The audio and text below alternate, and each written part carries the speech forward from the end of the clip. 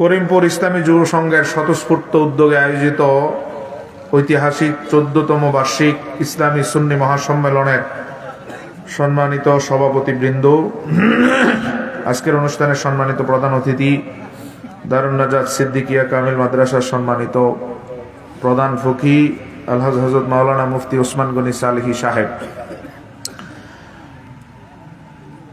আলোচনা করেছেন।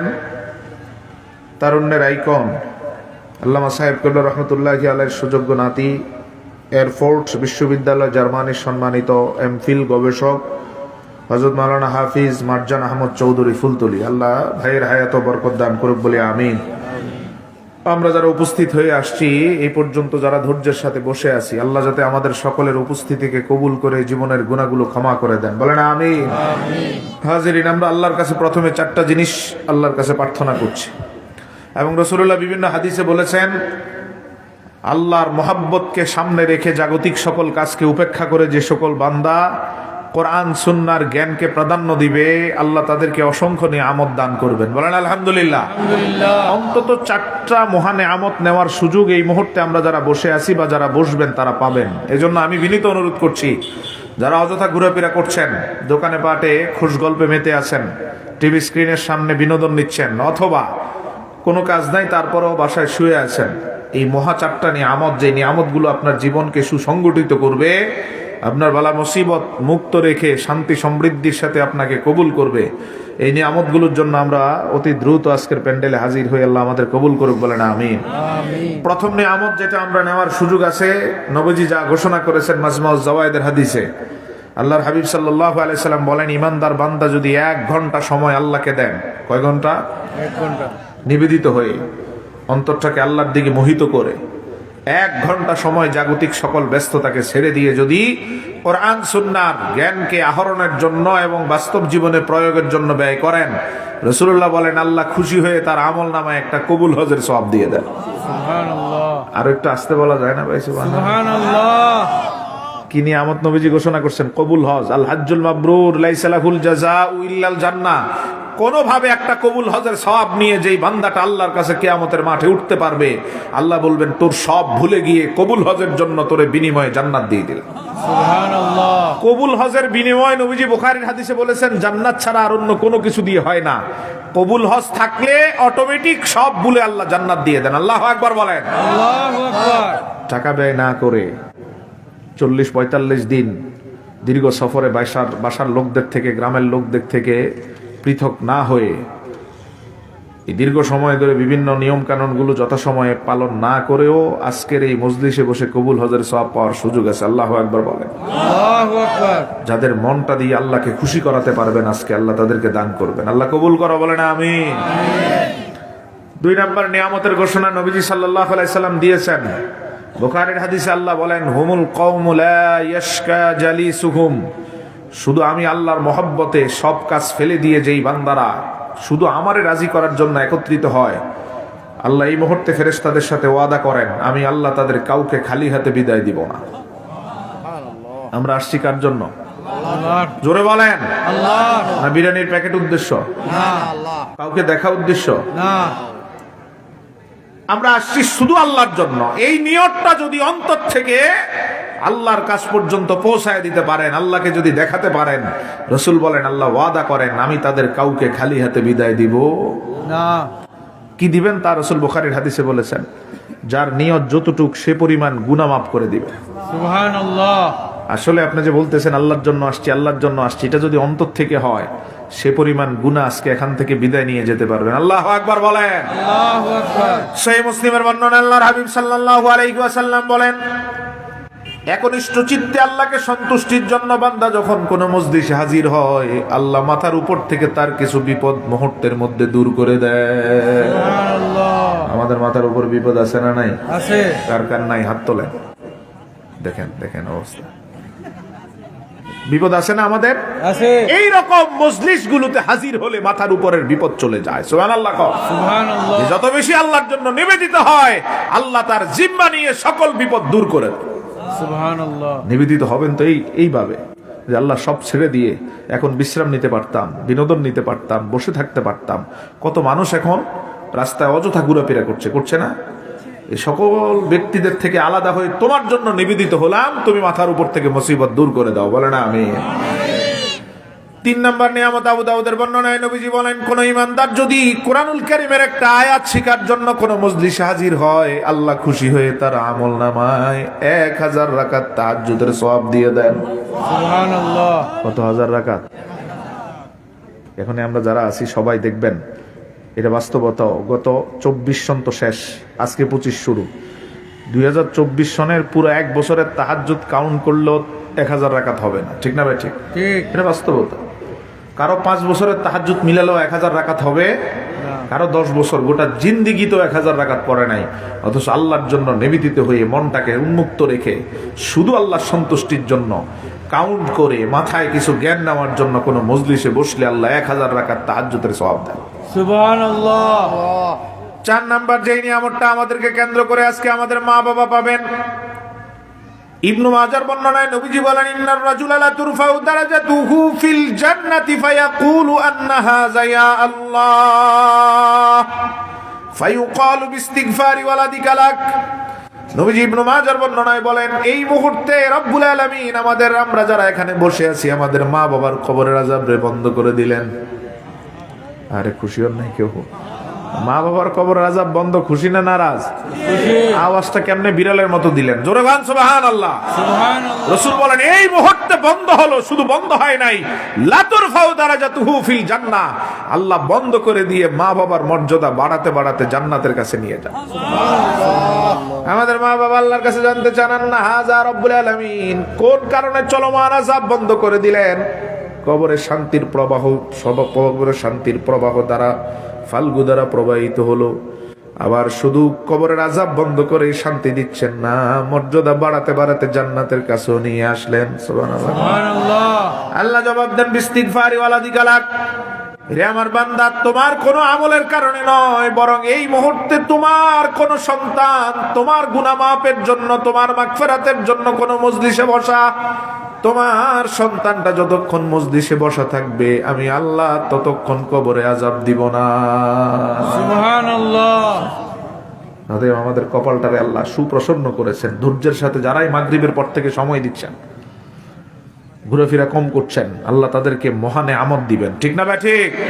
যদি একনিষ্ঠ চিত্তে আল্লাহর সন্তুষ্টির জন্য নিয়তটারে পাকাপোক্ত করতে পারে, আল্লাহ আমাদের অন্তরের সব ত্রুটিলতা দূর করে দিক, বলেন আমিন।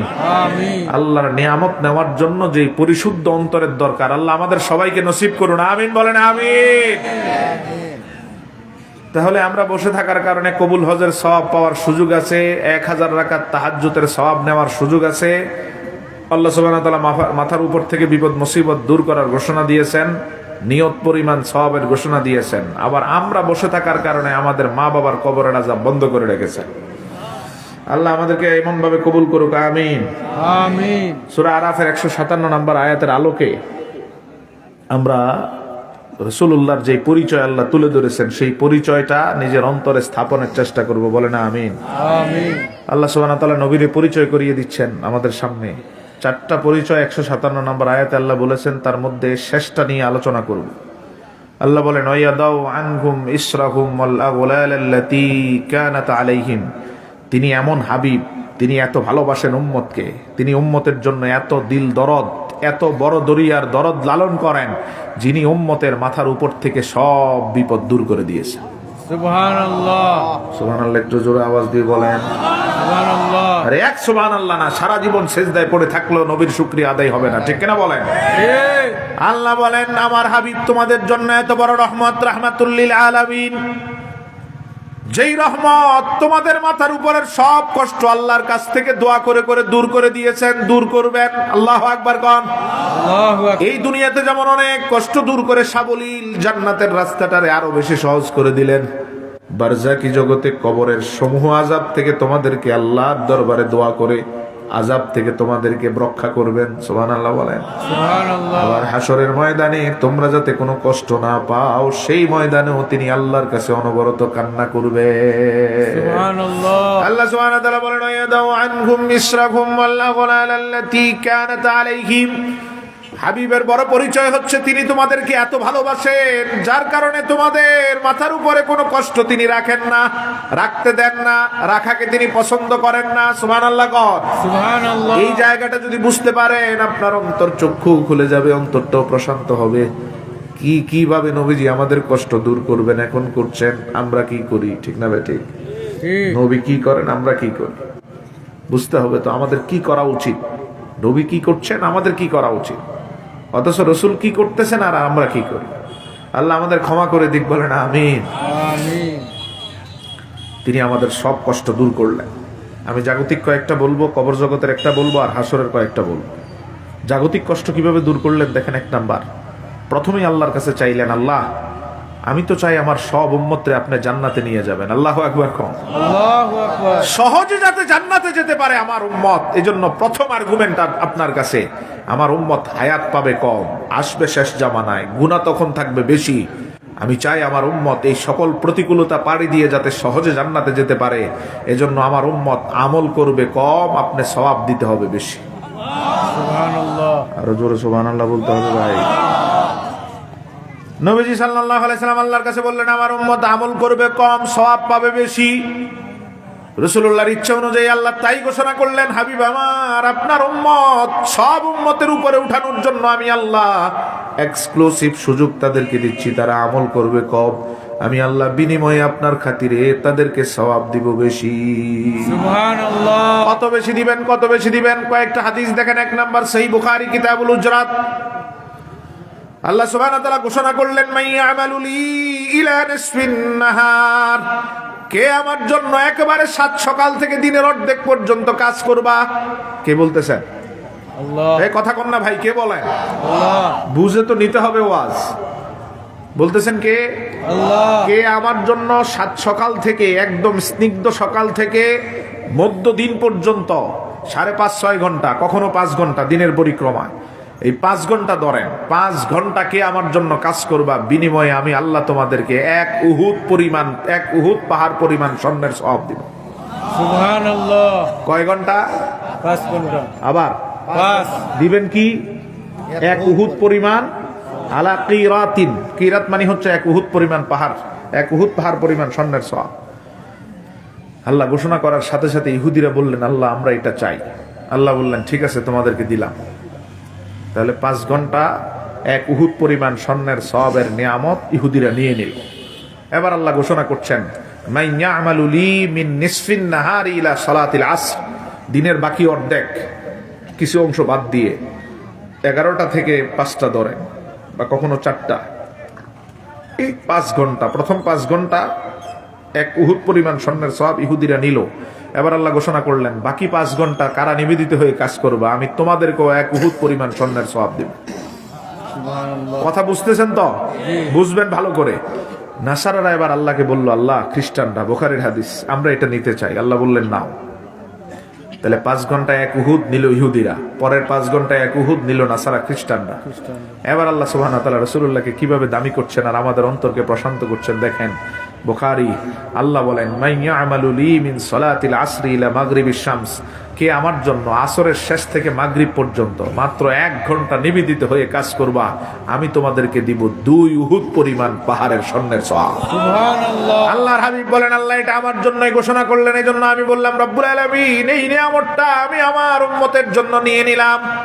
আল্লাহ সুবহানাহু ওয়া তাআলা মূলত আমার জন্যই ঘোষণা করলেন, আমিও নিয়ে নিলাম। নিশ্চিত হয়ে গেল আমার উম্মত আমল করবে কম, সওয়াব পাবে বেশি। সবাই কন, বেশি। আমল করবে কম, সওয়াব পাবে বেশি। 5 ঘন্টায় এক উহুদ ইহুদিরা, 5 ঘন্টায় এক উহুদ নাসারারা, 1 ঘন্টায় 2 উহুদ আমরা পেলাম। আল্লাহু আকবার বলেন। আল্লাহু আকবার। নবীজি চাইলেন আমার উম্মতকে সহজে বাঁকা পথে উপরে উঠানোর জন্য অল্প আমলে বেশি সওয়াব দিতে হবে। রব্বুল আলামিন নিশ্চিত করলেন সবার সামনে বন্টন নীতিতে। আল্লাহ এক্সক্লুসিভ ভাবে ঘোষণা করলেন, আপনার উম্মতকে কিভাবে আমি আল্লাহ সবার থেকে সেরা করব। আল্লাহর হাবিব সাল্লাল্লাহু আলাইহি ওয়াসাল্লামকে আল্লাহ দান করলেন অল্প আমলে বেশি সওয়াবের সুযোগ। এবার আরো দেখেন, মেরাজ রাতে আল্লাহ সুবহানাহু ওয়া তাআলা রাসূলুল্লাহর উপর সর্বশেষ কত ওয়াক্ত নামাজ ফরজ করছিলেন? 50। না, সর্বশেষ 5 সর্বশেষ 5 সবাই কম। 5 এইটা বন্ধ করো, কার এটা? সর্বশেষ কয় ওয়াক্ত নিয়ে যাও, এটা এখান থেকে নিয়ে যাও। সর্বশেষ কয় ওয়াক্ত? 5 সবাই ঠিক আছেন তো? ঠিক। আল্লাহ সুবহানাহু ওয়া তাআলা দিলেন 5 ওয়াক্ত। আসার সময় নবীরে কি বলেন? রাসূল, আপনার উম্মত 24 ঘন্টায় বিভিন্ন টাইমে নামাজ পড়বে 5 ওয়াক্ত, আপনার খাতিরে আমি আল্লাহ সওয়াব দিব 50 ওয়াক্ত। 50 সুবহানাল্লাহ। সুবহানাল্লাহ, তো আসতে কইলেন। তাহলে আমল কম সওয়াব, আমল কম সওয়াব। তার মানে রাসূল আমাদের মাথার উপর থেকে কষ্ট দূর করে দিলেন। দীর্ঘ আমলে এত বেশি আমলে অল্প সওয়াব পাবো না। আল্লাহ বলেন অল্প আমলে বেশি সওয়াব। রাসূলুল্লাহ সাল্লাল্লাহু আলাইহি সাল্লাম আরো নিশ্চিত করেন 3 নম্বর হাদিসের বর্ণনা। আল্লাহর হাবিব আল্লাহর দরবারে বললেন, রব্বুল আলামিন, আমার উম্মতের হায়াত কম, গুনাহ বেশি। হায়াত কম, হায়াত কম, আর আগের উম্মতের হায়াত বেশি, গুনাহ কম। উল্টা। ইবনে মাজার বর্ণনায় নবীজি বলেন, আমারু উম্মতি মিন 60 ইলা 70। আমার উম্মতের গড় আয়ু হবে 60 থেকে 70 বছর। গড় আয়ু কত? 60 থেকে 70। প্রত্যেক দেশের গড় আয়ু আছে, দেখবেন পরিসংখ্যান। আর আমাদের টোটাল উম্মতের হায়াত যত হবে কিয়ামত পর্যন্ত কাউন্ট করলে হবে গড় আয়ু হবে 60 থেকে 70। রাসূলুল্লাহ সাল্লাল্লাহু আলাইহি ওয়াসাল্লাম আল্লাহর বলেন, আল্লাহ আগের উম্মত কেউ 1200 বছর, 1100 বছর, 1000 বছর হায়াত পেয়েছে, এবং শুধু হায়াত পেয়ে ক্ষান্ত হয় নাই। অন্য হাদিসে রাসূল বলেছেন, অনেক এমন উম্মত আছেন আগের বনি ইসরাইলের, যারা টানা 300 বছর আল্লাহর এমন ইবাদত করেছে, ওই 300 বছরের মধ্যে কোনো গুনাহ করে নাই। বলেন সুবহানাল্লাহ। সুবহানাল্লাহ। 300 বছর আল্লাহর এমন ইবাদত করেছেন, যেই ইবাদতের পরিক্রমায় কোনো গুনাহ করে নাই। চিন্তা করেন কি পরিমাণ কষ্টের ইবাদত। আমরা সওয়াব করি, গুনাহ কথা কর না, গুনাহ করি সওয়াব করি কম, গুনাহ করি। 300 বছর কোনো গুনাহ নাই, যেখানে আমরা 3 ঘন্টা গুনাহ ছাড়া থাকতে পারি না, ঠিক কিনা? ঠিক। কষ্ট করে কেউ 3 দিন চেষ্টা করেও সম্ভব হয় না। 3 দিন, 3 মাস, 3 বছর না, 300 বছর কোনো গুনাহ নাই। আল্লাহু আকবার কর। আল্লাহু আকবার। এই মানুষটার দাম আল্লাহর কাছে আছে না নাই? আছে।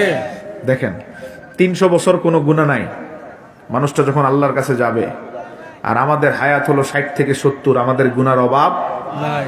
আমরা যখন আল্লাহর কাছে যাব, এই দুইজনের মধ্যে দাম বেশি হবে কার বলেন তো? 300 বছর।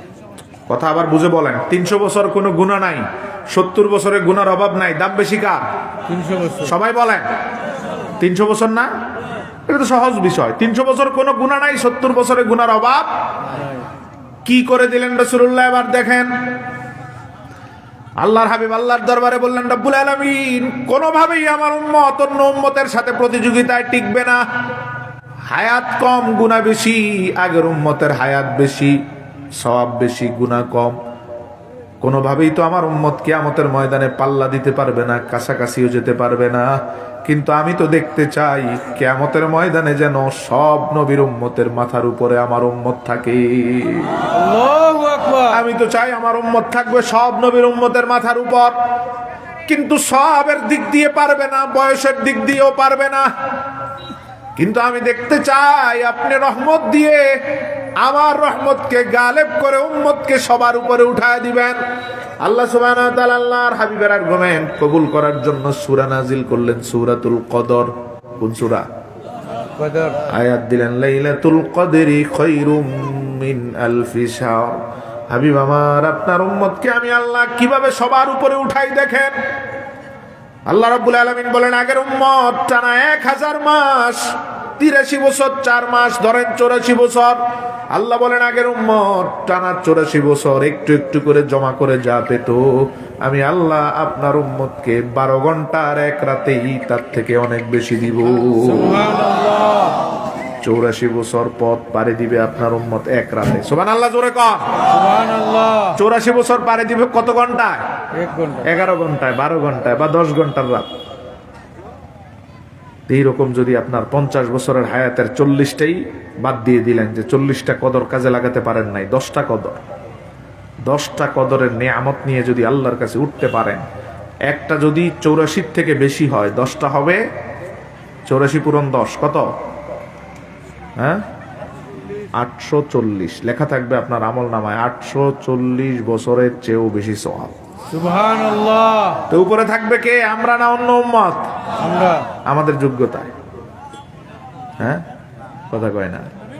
আমাদের যোগ্যতা সবাই বলেন, এই জায়গা বুঝতে হবে আপনারে কে উপরে উঠায় দিল। নবী। অহংকার শুরু করবেন, ফতুয়াবাজি শুরু করবেন, মুখে যা আসে তাই বলবেন, এটা হতে দেওয়া যায়? কে আপনারে সম্মানিত করলো আগে বুঝতে হবে, ঠিক কিনা বলেন? ঠিক। কত উপরে উঠালেন। আবু দাউদের বর্ণনা, নবীজি বলেন ইয়াকফিতুহুমুল আম্বিয়া ওয়াস শুহাদা, কিয়ামতের ময়দানে আল্লাহ আমার এমন কিছু উম্মত, দামি উম্মত, যাদেরকে এত উপরে উঠাবেন তাদেরকে দেখে নবীরা পর্যন্ত ঈর্ষান্বিত হবে। নবীরা বলবে রব্বুল আলামিন, এরা তো নবী নয়, তাহলে এত উপরে কেন? আল্লাহ জবাব দিবেন, হ্যাঁ তোমাদের কথা সত্য, এরা নবী না, শহীদও না, তবে এদের একটা গুণ আছে, তারা নূর নবী মুহাম্মদ মুস্তাফার উম্মত। সুবহানাল্লাহ। নবী না, রাসূলের উম্মত হওয়ার কারণে আমি উঠায় দিছি। আল্লাহু আকবার কর। আল্লাহু আকবার। তাহলে আমাদের কারণে না, নবীর রহমতে। নবীর রহমতে। এক নাম্বার নিশ্চিত করলেন আমার উম্মত অল্প আমলে যাতে অধিক সওয়াব পেয়ে যায়। এবার দুই নাম্বার, শুধুমাত্র আল্লাহর কাছে দোয়া করেই শেষ করেন নাই, অতি সহজে জান্নাতে যাওয়ার জন্য আল্লাহর কাছ থেকে এক্সক্লুসিভ একটা নিয়ামত নিয়ে আসলেন, তাও সেটা আল্লাহ জমিনে দেন নাই, দিয়েছেন আসমানে। সুবহানাল্লাহ। সুবহানাল্লাহ। দুনিয়ার সব আমল ফরজ হয়েছে জমিনে, একটা আমল, একটা ইবাদত ফরজ হয়েছে কই? এটা আল্লাহ ইচ্ছা করলে জমিনে দিতে পারতেন, এটা দেন নাই। আল্লাহ এটাকে রসুলকে নিয়ে গিয়ে স্পেশাল ভাবে হাদিয়া দিয়েছে। কেন দিয়েছেন? কারণ এই ইবাদতটাই অন্য সব নবী আল্লাহর কাছে চেয়েছে, আল্লাহ কাউকে দেন না। সুবহানাল্লাহ। সুবহানাল্লাহ। রেখে দিয়েছেন সযত্নে রাসূলুল্লাহর কদমে দেওয়ার জন্য। আল্লাহ সুবহানাহু ওয়া তাআলা যা কাউকে দেন নাই তা রাসূলকে দিবেন, এজন্য অন্য সব দিক থেকে ভিন্ন করে মেরাজ রজনীতে রাসূলুল্লাহকে নিয়ে আল্লাহ সুবহানাহু ওয়া তাআলা আসমানে নামাজকে ফরজ করেছেন। সুবহানাল্লাহ। মুসা আলাইহিস সালাম আল্লাহরে বলছিল, আল্লাহ ইন্নী আজিদু ফিল আলওয়াহি উম্মাতান ইউসাল্লুনা খামসা সালাওয়াত। আল্লাহ তাওরাতে দেখছি 5 ওয়াক্ত নামাজ পড়া একদল উম্মত দুনিয়াতে আসবে। কয় ওয়াক্ত? আল্লাহ 5 ওয়াক্ত নামাজ পড়া একদল উম্মত আপনি দুনিয়াতে পাঠাবেন, যে উম্মত গুলো 5 ওয়াক্ত নামাজ পড়বে আর আপনি খুশি হয়ে 24 ঘন্টার গুনাহ মাফ করে দিবেন। সুবহানাল্লাহ। খেয়াল করেন, নামাজ পড়বে কয় ওয়াক্ত? বিনিময়ে 24 ঘন্টার সব গুনাহ ডিলেট। আল্লাহ, এত সৌভাগ্যবান উম্মত আর কে হতে পারে? গুনাহ করবে শয়তানের ওয়াসওয়াসায়, রিকভার করার জন্য সহজে হবে নামাজ, 5 ওয়াক্ত পড়ে পুরো দিনের গুনাহ রিকভার করে ফেলবে, অতএব এই উম্মত গুলো আমারে দেন। আল্লাহর কাছে আর্গুমেন্ট ছিল, আল্লাহ বললেন লা বালহুম উম্মাতু মুহাম্মাদিন সাল্লাল্লাহু। আল্লাহ সুবহানাহু ওয়া তাআলা বললেন, না মুসা, তোমাকে নয়, তোমার আগে অনেকে চেয়েছে, তাদেরকেও দেই নেই, তোমারও দিব না। এই উম্মত আর এই ইবাদত রেখে দিয়েছি শুধু মুহাম্মদ মুস্তাফার জন্য। তাহলে জান্নাতের রাস্তা শুধু সহজ করেন নাই, আরো সহজতর করার জন্য নিয়ে আসলেন এক্সক্লুসিভ ইবাদত নামাজ। ঘোষণা দিয়ে দিলেন 5 ওয়াক্ত নামাজ যদি ঠিক থাকে, এই নামাজগুলোই আপনার 24 ঘন্টার গুনাহ মাফ করায় দিবে। 3টা হাদিস দেখেন সহিহ বুখারী, নবীজি বলেন, আমার উম্মত যদি ফজরের নামাজ জামাতে পড়ে আর জোহরের নামাজ জামাতে পড়ে, এই 2 নামাজ পড়ার কারণে 2 নামাজের মাঝখানে সব গুনাহ মাফ। সুবহানাল্লাহ। ফজর জোহর আসর পড়লো, আসর পর্যন্ত মাপ, ফজর থেকে এশা পড়লো পুরা দিনের মাপ। সুবহানাল্লাহ। সুবহানাল্লাহ। বুখারীর আবার হাদিস 2 নাম্বার, আল জুমআতু ইলাল জুমআ ইউকাফিরু মা বাইনাহুন্না। এক জুমাত থেকে আরেক জুমা কয় দিন? 7 দিন। এই 7 দিন যদি নামাজগুলো ঠিক থাকে, 7 দিনের সব গুনাহ আল্লাহ মাফ করে দেয়। সুবহানাল্লাহ। এবার আরো বড় নিয়ামতের ঘোষণা নেন বুখারী কিতাবুস সিয়াম, আল রমাদানু ইলা রমাদান। এক রমজান থেকে আরেক রমজান কয় দিন? এই সবাই কন্যা ভাই, 1 বছর। এক রমজান থেকে আরেক রমজান। বুখারীর বর্ণনায় নবীজি বলেন, এর মাঝে নামাজগুলো যদি ঠিক থাকে, তাহলে 1 বছরের গুনাহ আল্লাহ মাফ করে দেয়। সুবহানাল্লাহ। নামাজ ঠিক, সব মাফ, সহজে জান্নাত। সুবহানাল্লাহ কর। সুবহানাল্লাহ। শুধু বান্দার হক, হালাল, এই সমস্ত বিষয়গুলো ভিন্ন। হালাল না খেলে তো নামাজই হবে না। হুজুরি কলব ইতমিনানের সাথে নামাজ না পড়লে তো নামাজই হবে না। এগুলো ঠিক রেখে শুধু ছোট গুনাহ না, বড় গুনাহ মাফ হয়ে যায়। ঠিক না ভাই? ঠিক। বুখারী, মুসলিম, এক সাহাবী রাসূলের কাছে এসে হাউমাউ করে কান্না শুরু করছে, ইয়া রাসূলুল্লাহ, পথ চলতে গিয়ে একটা জিনা করে ফেলছি, গুনাহ করে ফেলেছি, কবিরা গুনাহ, ছোট না বড় গুনাহ। পথ চলছি, হঠাৎ শয়তান ওয়াসওয়াসা দিল, একজন সুন্দরী রমণীকে দেখে আমি আর নিজেরে ধরে রাখতে পারিনি, জড়িয়ে ধরে চুম্বন করেছি। তো মুসলিমের হাদিসে রাসূল বলেছেন, জিনাল আইনি আন নাজর, চোখের জিনা হচ্ছে কামনা বাসনা নিয়ে কোনো নারীর দিকে তাকানো, ইফটিজিং। হাতের জিনা হচ্ছে কোনো নারীকে স্পর্শ করা। পায়ের জিনা হচ্ছে এই কাজ বাস্তবায়নে হেঁটে যাওয়া। তা আমি হেঁটেও গেছি, হাতেও ধরছি, চুম্বনও করছি। জিনা হয়েছে কয়টা? তিনটা। কথা কন না ভাই। তিনটা। কবিরা গুনাহ। ইয়া রাসূলুল্লাহ, এটারে কেন্দ্র করে কবরে যা দিবে তা তো সহ্য করতে পারবো না, এই জন্য চাই যা দেওয়ার দুনিয়াতে দিয়ে দেন, কবরটা নিরাপদ থাকুক। সুবহানাল্লাহ। বুঝেন নাই? আমাদের উল্টা, আমাদের সেন্স তো হচ্ছে এমন, বা আমাদের চিন্তা ভাবনা এমন, কবরে যা হয় হোক, দুনিয়ায় বেঁচে গেলেই হলো। ঠিক না ভাই? ঠিক। ঠিক। আর সাহাবীদের সেন্স ভিন্ন। ইয়া রাসূলুল্লাহ, কবরেরটা সহ্য করতে পারবো না, যা দেওয়ার দুনিয়ায় নেন, যাতে কবর হাসর ফুলসারাত মিজানটা শান্তির জায়গা থাকে। সুবহানাল্লাহ। আমাদের থেকে ভিন্ন না আমাদের মতো? এজন্য আল্লাহ আয়াত নাজিল করে বলছেন রাদিয়াল্লাহু আনহুম ওয়া রাদু আন। এতটাই ভিন্ন যে আমি আল্লাহ নিজে তাদের সবার উপর সন্তুষ্ট, তারাও আমার উপর সন্তুষ্ট। আল্লাহর সার্টিফিকেট। এজন্য আহলুস সুন্নাহ ওয়াল জামাতের আকীদা হচ্ছে কোন সাহাবীর সমালোচনা করা যায়? জোরে বলেন। কোন সাহাবীর সমালোচনা করা যায়? এত কিছু জানার পরেও নামের আগে ইসলামী লেখে একদল লোক সাহাবীদের সমালোচনা এখনো করে যাচ্ছে, ঠিক কিনা বলেন? এরা কখনো ইসলামী হতে পারে না, এরা নিরেট ধর্ম ব্যবসায়ী। বেকুব 1400 বছর পরে যা ইচ্ছা তার টাউটারি বাটপারি করে এসি রুমে বসে বসে সেই রক্ত স্নাত করা সাহাবীদের সমালোচনা করো। তোমার মতো বেহায়া আল্লাহর আসমানের নিচে নাই, ঠিক কিনা বলেন? তুমি মাওলানা নামে কলঙ্ক,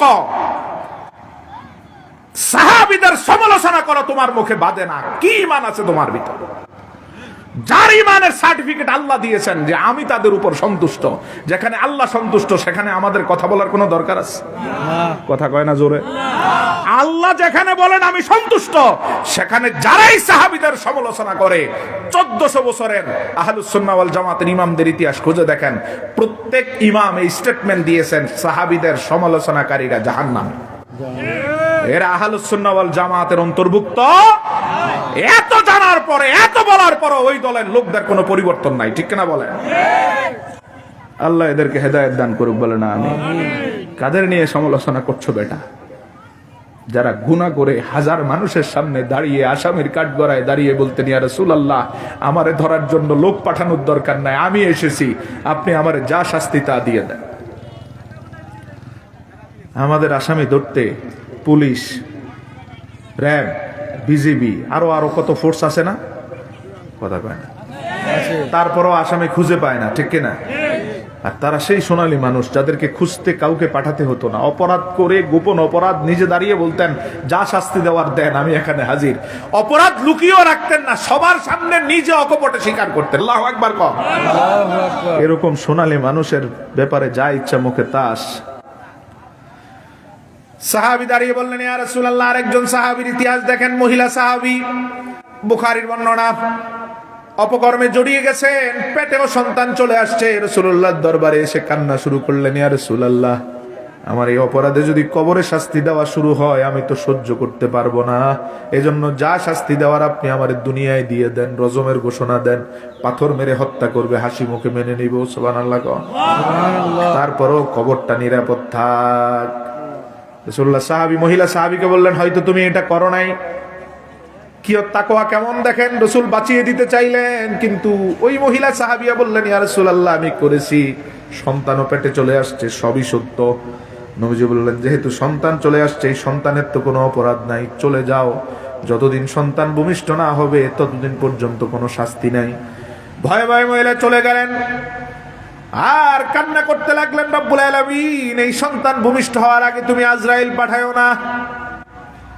এই সন্তান ভূমিষ্ঠর আগেই যদি আমার অপরাধের প্রায়শ্চিত্ত করতে না পারি, শাস্তি পেতে না পারি, এটা তো কবরে জিজ্ঞাসার জন্য জমা হয়ে থাকবে, হাসর মিজানে হিসাবের জন্য জমা থাকবে।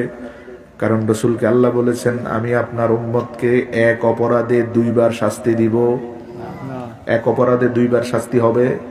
কোন অপরাধের হদ যদি দুনিয়াতে কায়েম হয়ে যায়, ওই ব্যাপারে আল্লাহ মিজান, কবর, হাসরে কোনো প্রশ্ন করবেন? তো সাহাবীদের চিন্তা ছিল যা নেওয়ার দুনিয়ায় নিয়ে নেই, যাতে কবর নিরাপদ থাকে। আমাদের চিন্তা দুনিয়ায় বেঁচে যাই, কবরে যা হলে হোক, ঠিক না? আল্লাহর হাবিব বললেন চলে যাও। মহিলা চলে গেলেন। 9 মাস 10 মাস 10 দিন পরে বাচ্চা যেদিন ভূমিষ্ঠ হলো, কি তাকওয়া আল্লাহর দেখেন, বাচ্চাকে নেকড়ায় পেঁচিয়ে রাসূলুল্লাহর দরবারে খুঁড়িয়ে খুঁড়িয়ে হাজির হয়ে বললেন, ইয়া রাসূলুল্লাহ, এই তো আমার সন্তান ভূমিষ্ঠ হয়েছে, এবার তো আপনি আমারে শাস্তি দিয়ে দুনিয়ার থেকে বিদায়ের ব্যবস্থা করে দেন। সুবহানাল্লাহ। ছোট্ট বাচ্চার মায়াও তার অন্তরকে ভুলাতে পারে নাই, কারণ এই বাচ্চা তো ওনার কবরে যাবে না, ঠিক কিনা? ঠিক। আল্লাহর তাকওয়া ঠিক রাখলেন। রাসূল বললেন, না, এই বাচ্চার দুধ যতদিন হক অনুযায়ী আদায় না হয়, অথবা এই বাচ্চা যতদিন স্বাভাবিক খাবারে অভ্যস্ত না হয়, ততদিন তোমার শাস্তি দেওয়া যাবে। 6 মাস যায় নাই, বাচ্চার হাতে একটা রুটি দিয়ে রাসূলের সামনে দাঁড়িয়ে আছেন, ইয়া রাসূলুল্লাহ, এই তো রুটি খেতে পারে, এবার তো শাস্তি দেন। আল্লাহু আকবার কর। আল্লাহু আকবার। কাদের নিয়ে সমালোচনা করছে দেখছেন? ধাপে ধাপে এরা আল্লাহর রাস্তায় কোরবান হয়ে গেছে। ইয়া রাসূলুল্লাহ, এবার তো শাস্তি দেন। রাসূল বলেন, না, 6 মাসে তো একটা বাচ্চা সব খাবার ঠিক মতো খেতে পারে না, বাহিরের খাবার খাওয়া মাত্র শুরু করে, ঠিক কিনা? এখনো স্বাভাবিক খাবার অভ্যস্ত হয় নাই, যাও চলে যাও। আবার চলে গেলেন। কোন বর্ণনায় 11 মাস, কোন বর্ণনায় 12 মাস পরে আবার ফিরে আসলেন, ইয়া রাসূলুল্লাহ, এবার তো দেন, এবার তো আমার নিষ্কৃতি দেওয়ার ব্যবস্থা করেন, না হয় খবর নিরাপদ থাকবে না। আল্লাহ হাবিব সাল্লাল্লাহু আলাইহি ওয়াসাল্লাম বললেন, যাও, তার জন্য গর্ত খনন করা হলো। ওই মহিলাকে রাসূলুল্লাহ সাল্লাল্লাহু আলাইহি ওয়াসাল্লাম গর্তের মাঝখানে দাঁড়াতে বললেন, দাঁড়ালেন। এবার চতুর্পাশ থেকে সাহাবীরা পাথর নিক্ষেপ শুরু করলেন। ফেটে ফেটে রক্ত বের হচ্ছে। একজন সাহাবী বড় পাথর নিয়ে আসলেন, এটা দূর থেকে আর মারা যাচ্ছে না, এটা মারার জন্য গর্তের কাছাকাছি চলে গেলেন, পাথর মারলেন, কপালে পড়লো, ফিনকি দিয়ে রক্ত বের হয়ে সাহাবীর জামায় চলে আসছে কিছু রক্ত। সাহাবী নাক ছিটকাতে শুরু করলেন, এই অপরাধী মহিলার রক্তে আমার জামাটা নষ্ট হয়ে গেল, হায় অপরাধীর রক্ত। কথাটা রাসূলুল্লাহ শুনে সাথে সাথে সাহাবী স্টপ করাল, যে তুমি কার ব্যাপারে মন্তব্য করছো, তার দাম আল্লাহর কাছে এখন কত জানো? এই একটা মহিলার তওবারে যদি গোটা মদিনার সবাইকে ভাগ করে দেওয়া হয়, এক তওবা দিয়ে মদিনার সবাইরে আল্লাহ নাজাত দিয়ে দিবে। সুবহানাল্লাহ। এত শক্তভাবে আমার আল্লাহর সে খুশি করাতে পেরেছে, একটা তওবা গোটা মদিনার সবার জান্নাতের কারণ হওয়ার যথেষ্ট। সুবহানাল্লাহ। সুবহানাল্লাহ। এদের সমালোচনা করে এরা, যারা যখন যেমন তখন তেমন রং ধারণ করে চলে, ঠিক কিনা? 16 বছর হেকমতের দোহাই দিয়ে স্বৈরাচারের সাথে মিলেমিশে তোমরাই চলছো, আমরা তোমাদের চিনি। অতএব সাবধান হও, কোন সাহাবীর সমালোচনা আহলুস সুন্নাহ এবং নবী প্রেমিক কোন ঈমানদার গ্রহণ করবে না। আল্লাহ এদের হেদায়েত দান করুক, বলে না আমিন। আল্লাহর হাবিবের সাহাবী দাঁড়িয়ে বলছেন, ইয়া রাসূলুল্লাহ, অপরাধ করে ফেলেছি, আমারে শাস্তি দেন। কোন কথা নবীজি বললেন না। নামাজের সময় হয়ে গেল, বিলাল রাদিয়াল্লাহু তাআলা আযান দিলেন, এরপর ইকামত দিলেন।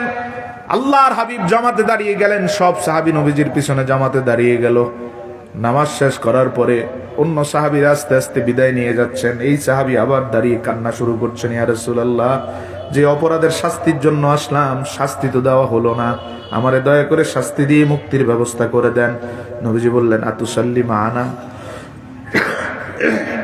সাহাবী, তুমি কি আমার সাথে একটু আগে নামাজ পড়ো নাই? সাহাবী বললেন, ইয়া রাসূলুল্লাহ, হ্যাঁ, আপনার পিছনেই তো পড়ছি। নবীজি বলেন, একটু আগে পড়া তোমার নামাজই তোমার গুনাহ মাফ করায় দিছে।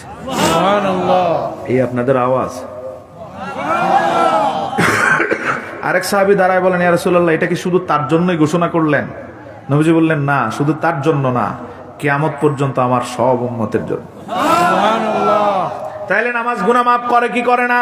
করে। বরং সব গুনাহ মাফ করায় দেয়। এই রকম মূল্যবান নিয়ামতটা মুসা চাইলেন, রব্বুল আলামিন আমার উম্মতরে এই নিয়ামতটা আপনি হাদিয়া দেন, যাতে সহজে উম্মতরে জান্নাতে নিতে পারি। রব্বুল আলামিন বললেন, না, এই নিয়ামতটা আমি শুধু রাসূলুল্লাহকেই দিব, যাতে উম্মতের মাথার উপর সব কষ্ট দূর করে দিয়ে উম্মত গুলারে সহজে জান্নাতি বানাতে পারে। সুবহানাল্লাহ। আল্লাহ বলেন, ইয়াদাউ আনহুম ইসরাহুম ওয়াল আগলাল আল্লাতী কানাত আলাইহিম, তিনি তোমাদের সব কষ্ট দূর করে দিয়েছেন। এই তো গেল দুনিয়ায়, আরো অনেক আছে আমার ভাইয়েরা। খেয়াল করেন, এবার হাসরের কষ্ট আমার হাবিব কিভাবে দূর করবেন, যখন কোন নবী কথা বলবেন না, কোন নবী কাজ করবেন না। এমনকি আল্লাহর দিকে তাকানোর সাহসও করবেন না। সেই ময়দানে আমার হাবিব আমাদের মাথার উপরের একটা কষ্ট রাখতে দিবেন না। সুবহানাল্লাহ। সুবহানাল্লাহ। 5টা হাদিস গভীরভাবে মনোযোগ দিয়ে বুঝেন। কি করবেন তিনি আমাদের কষ্ট দূর করার জন্য, যা আল্লাহ সূরা আরাফে বললেন, ওয়ায়াদাউ আনহুম ইসরাহুম ওয়াল আগলাল আল্লাতী কানাত আলাইহিম। তিনি তোমাদের মাথার উপরে কোনো কষ্ট রাখবেন না। 1 নাম্বার, বুখারীর বর্ণনায় নবীজি বলেছেন, কিয়ামতের ময়দানে সবাই থাকবে বস্ত্রহীন, নগ্নপদ, কারো পায়ে কোনো জুতা নাই, কারো গায়ে কোনো জামা নাই, সবাই থাকবে দাঁড়িয়ে। নবীজি বলেন, বসার জন্য আসন পাবে শুধু নবীরা। ইউদাউলিল আম্বিয়াই মানাবিরু মিন নূর। মুসনাদে বাজ্জারের হাদিস, রাসূল বলেন 2,24,000 নবীর জন্য রব্বুল আলামিন 2,24,000টা নূরের চেয়ার রাখবেন। কিসের? কিসের চেয়ার? বসবে কারা? নবীরা। সব নবীর নাম খোদাই করা থাকবে। আদম, ইব্রাহিম, মুসা, ঈসা, ইসহাক, ইউনুস, এভাবে সব নবীর নাম থাকবে। রাসূল বলেন, ইয়াজলিসুনা আলাইহা। নবীরা নাম দেখে দেখে গিয়ে বসে যাবে। সুবহানাল্লাহ। সুবহানাল্লাহ। খেয়াল রাখেন, সব নবী বসে গেছে। রাসূল বলেন, ইয়াবকা মিম্বারি। সবাই বসার পর দেখা যাবে সবচেয়ে বড় আসন যেটা আমার, এটাই খালি, আমি বসি নাই। সবচেয়ে বড় আসনটা কার? মুসলিমের হাদিসে রাসূল বলেছেন, আনা আহমদ, আনা মুহাম্মদ, ওয়া আনাল হাশির, ওয়া আনাল মাহি, ওয়া আনাল আকিব। 5টা নাম এক হাদিসে বলছেন যে আল্লাহ আমার অনেক নাম দিয়েছেন। আমার একটা নাম আহমদ। কি নাম? সবাই বলেন আহমদ। কেন আহমদ? কারণ এই জগতে আমি আল্লাহর এত প্রশংসা করেছি যা আর কেউ করতে পারে নাই। আল্লাহ খুশি হয়ে বলছেন, আমার সবচেয়ে বেশি প্রশংসাকারী আপনি, এজন্য আপনার নাম আহমদ। সুবহানাল্লাহ। আহমদ অর্থ অধিক প্রশংসাকারী। আল্লাহর এত প্রশংসা আর কেউ করতে পারে? আরেক হাদিসে রাসূল বলেন, আমি এত প্রশংসা করছি। আল্লাহ বলছেন, হাবিব, সৃষ্টি জগতের আমার কোন সৃষ্টিও যদি আমার আর প্রশংসা না করে, আমি আল্লাহ কষ্ট পাবো না। আপনি একা যা করছেন তাতে আমার প্রশংসার হক আদায় হয়ে গেছে। এজন্য নাম দিয়েছেন কি? আল্লাহ আহমদ। এবার আল্লাহ বলেন, যেহেতু আপনি আমার সবচেয়ে বেশি প্রশংসা করেছেন, এজন্য আমিও আপনার পৃথিবীতে সবচেয়ে বেশি প্রশংসিত করব। এজন্য আপনার নাম মুহাম্মদ। আহমদ অধিক প্রশংসাকারী, মুহাম্মদ অধিক প্রশংসিত। আপনি আমার প্রশংসা করেছেন বেশি, আমিও জগতের মানুষের মনে এবং অন্তরে মুখে আপনার প্রশংসাকে স্থাপন করে দিব। সুবহানাল্লাহ। রাফা'না লাকা যিকরাক। শুধু একমাত্র নবীদের মধ্যে আপনার ইজ্জত সম্মানকে আমি আল্লাহ নিজে উপরে উঠাই, কারণ আপনি আমার সম্মান, আপনি আমার প্রশংসা করছেন বেশি। আল্লাহর হাবিব বলেন, আরেকটা নাম আল্লাহ নিজে আমারে দিলেন, আনাল হাসির। হাসর করবেন আল্লাহ। কে করবেন?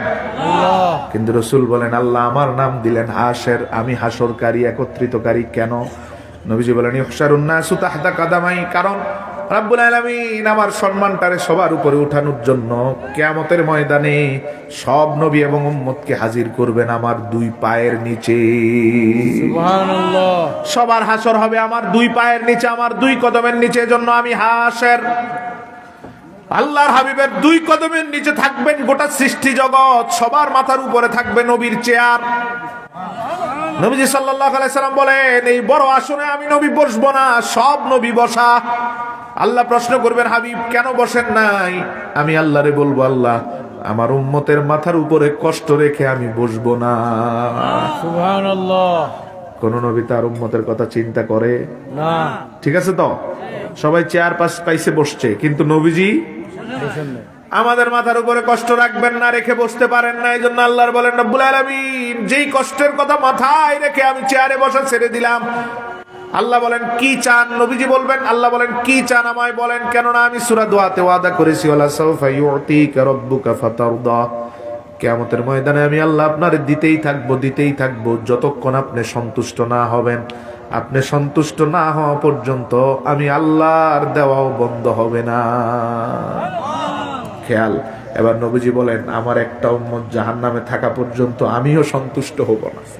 সুবহানাল্লাহ। আল্লাহ বলেন, দিতেই থাকবো ফাতারদা, যতক্ষণ সন্তুষ্ট না হবেন। রাসূল বলেন, একটা উম্মত অবশিষ্ট থাকা অবস্থায় সন্তুষ্ট হব না। আল্লাহর হাবিব সাল্লাল্লাহু আলাইহি সাল্লামকে আল্লাহ বলেন, আলা সাউফা ইউতিকা রাব্বুকা ফাতারদা। হাবিব আমার, আপনি চান কি দিলে সন্তুষ্ট হবেন আমায় বলেন। রব্বুল আলামিনের কাছে রাসূলুল্লাহ বলবেন, আল্লাহ আপনি আমার উম্মতকে পাঠাইছেন সবার শেষে, আজকে বিচারও হবে সবার শেষ। ভাই সিরিয়াল সব নবীর উম্মতের বিচার হতে হতে আমরা শেষ জামানায় আমাদের বিচার আগে না পরে। করে কিন্তু দেখেন রসুল বলেন আল্লাহ এই দীর্ঘ মাঠে 50,000 বছরের হাসরের মাঠে কিয়ামতের ময়দানে এত দীর্ঘ সময় আমি আমার উম্মতকে অপেক্ষমান রাখতে পারি না কষ্টের মধ্যে। এই জন্য আমি চাই উম্মতের কষ্ট দূর করার জন্য পাঠাইছেন আমাদের সবার শেষে, কিন্তু বিচারটা করতে হবে আদমেরও আগে। সুবহানাল্লাহ, আল্লাহু আকবার কোন। আল্লাহু আকবার। কি করে দিচ্ছেন চিত্র দেখেন। বিচার হওয়ার কথা সবার শেষে হাসরের ময়দান। নবীজি বলেছেন দুনিয়ায় যা কষ্ট তার থেকে বেশি কবরে, কবরে যা কষ্ট তার থেকে বেশি হাসরে। কথা কয় না। হাসরে দুনিয়ায় যা কষ্ট তার থেকে বেশি কবরে, কয় হাসরে। দুনিয়ায় যা কষ্ট তার থেকে বেশি কবরে, কবরে যা তার থেকে বেশি হাসরে হাসরে যা তার থেকে বেশি জাহান্নামে। জাহান্নামে ফুলসরাত হাসরের ভিতরেই। তো দুনিয়ায় যা তার থেকে বেশি কবরে, কবরে যা তার থেকে বেশি হাসরে। এরপরও কিছু মানুষকে দেখবেন কয় আল্লাহ আর যন্ত্রণা ভালো লাগে না, কবরে নিয়ে যাও। তো তোরে কে বলছে কবরে কম? কবরে বেশি না কম? বেশি। এখানে যা আছে ওইখানে তো আরো বাড়বে, ঠিক কিনা? হাসরের ময়দানে এই কষ্ট দূর করার জন্য আল্লাহর দরবারে বলবেন রব্বুল আলামিন আমার উম্মতের বিচার যেন সবার আগে হয়। কি বলে আল্লাহ দেখেন, আজিল হিসাবাকুম, ফেরেশতাদের আদেশ দিয়ে বলবেন সব নবীর উম্মতরে পিছনে নিয়ে নাও, নূর নবীজির উম্মতরে সামনে নিয়ে আসো। আল্লাহর হাবিবের ইচ্ছা অনুযায়ী রাসূলের উম্মতরে দিয়েই আমি বিচারটা শুরু করব।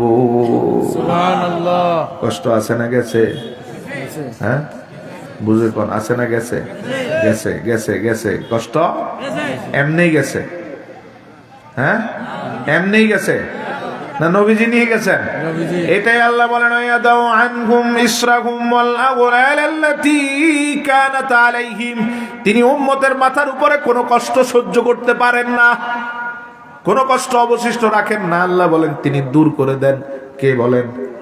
আল্লাহ আল্লাহ আল্লাহ বলেন। নবীজিও বলেন এই যে আমি কষ্ট দূর করি। আল্লাহ বলেন তিনি উম্মতের মাথার উপরে যুগ যুগ ধরে যেই কষ্ট কোন নবীও দূর করতে পারে নাই তাও তিনি দূর করে দিয়েছেন। সুবহানাল্লাহ। প্রথম কষ্ট দূর করার পরে নবীজি বলেন আরো কষ্ট তো হাসরের ময়দানে অবশিষ্ট আছে, আমি তোমাদের ভুলে যাব না। কোন নবী তো একটা কথাও বলবেন না, চুপ মেরে থাকবেন। উম্মতের যা হয় হোক, নবীদের জবান বন্ধ। রাসূল বলেন আমি তো তোমাদের কেমনে ছেড়ে দিব না। এরপরের কষ্ট সূর্যটা এক বিগত অথবা এক হাত মাথার উপরে চলে আসবে, অবর্ণনীয় কষ্ট যার কোনো সীমা নাই। লক্ষ কোটি মাইল দূর থেকে তাপ দেয়, তারপরেও সহ্য হয় না, ঠিক না বেঠিক? কিছুক্ষণ কাজ করলে হাঁপায়া যাই, ঠান্ডা পানি খুঁজি, বিশ্রাম খুঁজি, ছায়া খুঁজি, ঠিক কিনা? আচ্ছা আস্তে আস্তে যখন মাথার এক হাত উপরে আসবে, কে বুঝাবে আপনাকে? ভাই আমারে কে বুঝাবে? এটা তো কেউ বুঝানো সম্ভব না। একটু কাছে আসলেই মাথাটা ফেটে মগজগুলো গলে নাকের পানি দিয়ে পড়তে থাকবে। আল্লাহ। আবার দিবেন মাথা, আবার নাকের পানি দিয়ে মগজগুলো পড়বে। আল্লাহর হাবিব সাল্লাল্লাহু আলাইহি সাল্লাম বলেন এটা অনেক বড় কষ্ট, যেই কষ্টটা সূর্য দিবে উম্মতরে কিয়ামতের ময়দানে, হাসরের ময়দানে। কিন্তু আমি নবী তো আমার উম্মতের মাথার উপরে কোনো কষ্ট রাখতে পারি রাখি না, রাখতে পারি না। ওয়ায়াদাউ আনহুম ইসরাহুম ওয়াল আগলাল আল্লাতী কানাত আলাইহিম। আল্লাহ বলেন তিনি সব কষ্ট উম্মতের মাথার উপর থেকে দূর করে দেন। রাসূল বলেন এই দ্বিতীয় বড় কষ্টটা দূর করার জন্য আমি রাসূলুল্লাহ এখান থেকে দৌড় দিয়ে চলে যাব হাউজে কাউসারের কাছে। শব্দটা কি বললাম? হাউজে, আবার কম। হাউজে কাউসার। এটা আল্লাহ নবীরে দিবেন না দিছেন? ইন্না আ'তাইনা আয়াত নাজিল করে, সূরা নাজিল করে বলছেন আপনারা আমি কাউসারের মালিক বানায় দিলাম। সুবহানাল্লাহ। কাউসারটা কি? আমি বুখারীর 4-5টা হাদিসের অংশ উল্লেখ করছি। রাসূল বলেন আমার যে হাউসটা দিবেন 4 পার বিশিষ্ট কূপ দিবেন। এই কূপের একটা মাথা থাকবে ইয়েমেনের শেষ প্রান্তে, আরেকটা মাথা থাকবে সিরিয়ার শেষ প্রান্তে। সুবহানাল্লাহ। বুঝেন নাই? হ্যাঁ আওয়াজ বের হয় না, এজন্য দেখেন আমি মানচিত্র দিয়ে দেখাই বুঝবেন। ইয়েমেনের পাশের রাষ্ট্রের নাম কি? এই ইয়েমেনের সাথে রাষ্ট্র বর্ডার রাষ্ট্রের নাম কি? সৌদি। কথা কয় না। ইয়েমেনের বাংলাদেশ, ইয়েমেনের পাশের রাষ্ট্র সৌদি আরবের পাশে আমেন। আচ্ছা দেখেন না এই পাশে ইরাকের অংশ আছে, আবার এইদিকে যান লেবানন, জর্ডান, ফিলিস্তিন আছে না নাই? আছে। এরপরে আছে সিরিয়া, তারপর তুরস্ক, সিরিয়ার শেষ প্রান্তে এদিকে তুরস্ক। তো রাসূলুল্লাহ সাল্লাল্লাহু আলাইহি ওয়াসাল্লাম বুঝাইয়া দিলেন, আমার হাউজে কাউসার হবে কয়েক দেশ মহাদেশ থেকেও বড়। আল্লাহু আকবার। সাহাবায়ে কেরাম বলেন, ইয়া রাসূলুল্লাহ, এত বড় হাউজে গ্লাস কয়টা? বুখারী। রাসূল বলেন, আসমানের তারার থেকেও বেশি থাকবে আমার হাউজের গ্লাস। আল্লাহু আকবার। ইয়া রাসূলুল্লাহ, এত বড় হাউজে পানি আসবে কোত্থেকে? বুখারী। রাসূল বলেন, জান্নাতের দুইটা নালা, সোনালী রূপালী নালা দিয়ে জান্নাতের পানি পড়তে থাকবে হাউজে কাউসার। সুবহানাল্লাহ। রাসূলকে সাহাবায়ে কেরাম বলেন, ইয়া রাসূলুল্লাহ, কাদেরকে দিবেন? বন্টন নীতি কিভাবে হবে? নবীজি 40টারও বেশি হাদিস বন্টন নীতি নিয়ে বলেছেন। রাসূল বলেন, শেষ পর্যন্ত যাররা পরিমাণ ঈমান নিয়েও আমার যে উম্মতটা কষ্ট করে আসবে, আমি নিজের হাতে তারে পানি দিব। সুবহানাল্লাহ। রাসূলুল্লাহ, পানি পান করলে কি হবে? বুখারী। রাসূল বলেন, লা ইয়াজমাউ বা'দাহু আবাদা। এই পানির ছিটা ফোঁটাটাও যদি জিহ্বা বা গন্ডদেশে যায়, 50,000 বছরের কিয়ামতের মাঠে কোনো পিপাসা নাই। আল্লাহু আকবার। কেন নাই? কেন নাই? এক বিগত মাথার উপরে তো সূর্য, পিপাসা তো আরো বেশি লাগার কথা, ঠিক কিনা বলেন? ঠিক। মুহাদ্দিসিনে কেরাম বলেছেন, কেন পিপাসা থাকবে না? কষ্ট এমন ভাবে নবীজি দূর করবেন, পুরা ময়দানে সব নবীর উম্মতের হাহাকার যখন চলবে, ব্যতিক্রম থাকবো আমরা, আমাদের কোনো কষ্ট জোরে কর হবে না।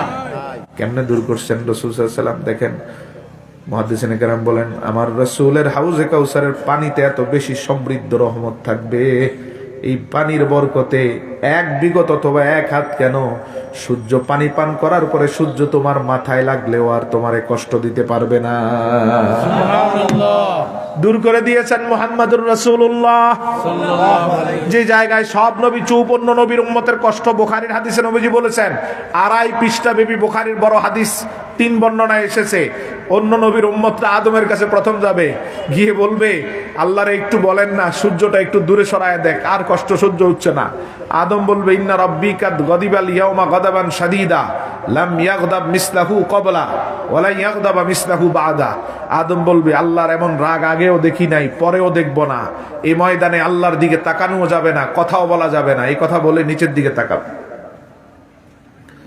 আল্লাহর দিকে তাকাবেন। আদম বলবে, নূহের কাছে যাও, নূহ আলাইহিস সালামের কাছে সবাই গিয়ে বলবে, একটু আল্লাহরে বলেন যাতে মাথার উপরে সূর্যটা দূর করে দেয়। নূহ আলাইহিস সালাম বলবেন, আল্লাহর এমন রাগ আগেও দেখি নাই, পরেও দেখব না। আল্লাহর সাথে কথা বলা অনেক দূরের বিষয়, আল্লাহর দিকে তাকাতেও আমি পারবো না, চলে যাও আমার কাছ থেকে, আমার কিছুই করার নাই। নিচের দিকে তাকাবেন নূহ। ইব্রাহিমের কাছে যাবে উম্মত, একটু বলেন না আপনি। ইব্রাহিম আলাইহিস সালাম বলবেন, এমন রাগান্বিত অবস্থায় আল্লাহর সাথে একটা কথা বলার সাহস আমি ইব্রাহিমের নাই, আমার কাছ থেকে দূরে সরে যাও, কোনো কথা বলার ক্ষমতা কুদরত আমার নাই। নিচের দিকে তাকাবেন। এক এক করে সব নবী নিচের দিকে তাকিয়ে আছেন। এরপরে মুসা আলাইহিস সালামের কাছে গেলে মুসা আলাইহিস সালাম একই কথা বলবেন। ঈসার কাছে যাব, বুখারীর বর্ণনা, ঈসা একই কথা বলবেন, পারবো না, কথাও বলতে পারবো না, তাকাতেও পারবো না। আল্লাহর হাবিব সাল্লাল্লাহু আলাইহি ওয়াসাল্লাম বলেন, যেই ময়দানে কোন নবী একটু উপরের দিকে তাকাতে চায় না, ওই ময়দানে আমি তোমাদের কষ্ট দূর করার জন্য সরাসরি আল্লাহর দিকে তাকাবো। সুবহানাল্লাহ। সব নবী কোন দিকে তাকিয়ে আছে? নিচের দিকে। সবাই কর নিচের দিকে।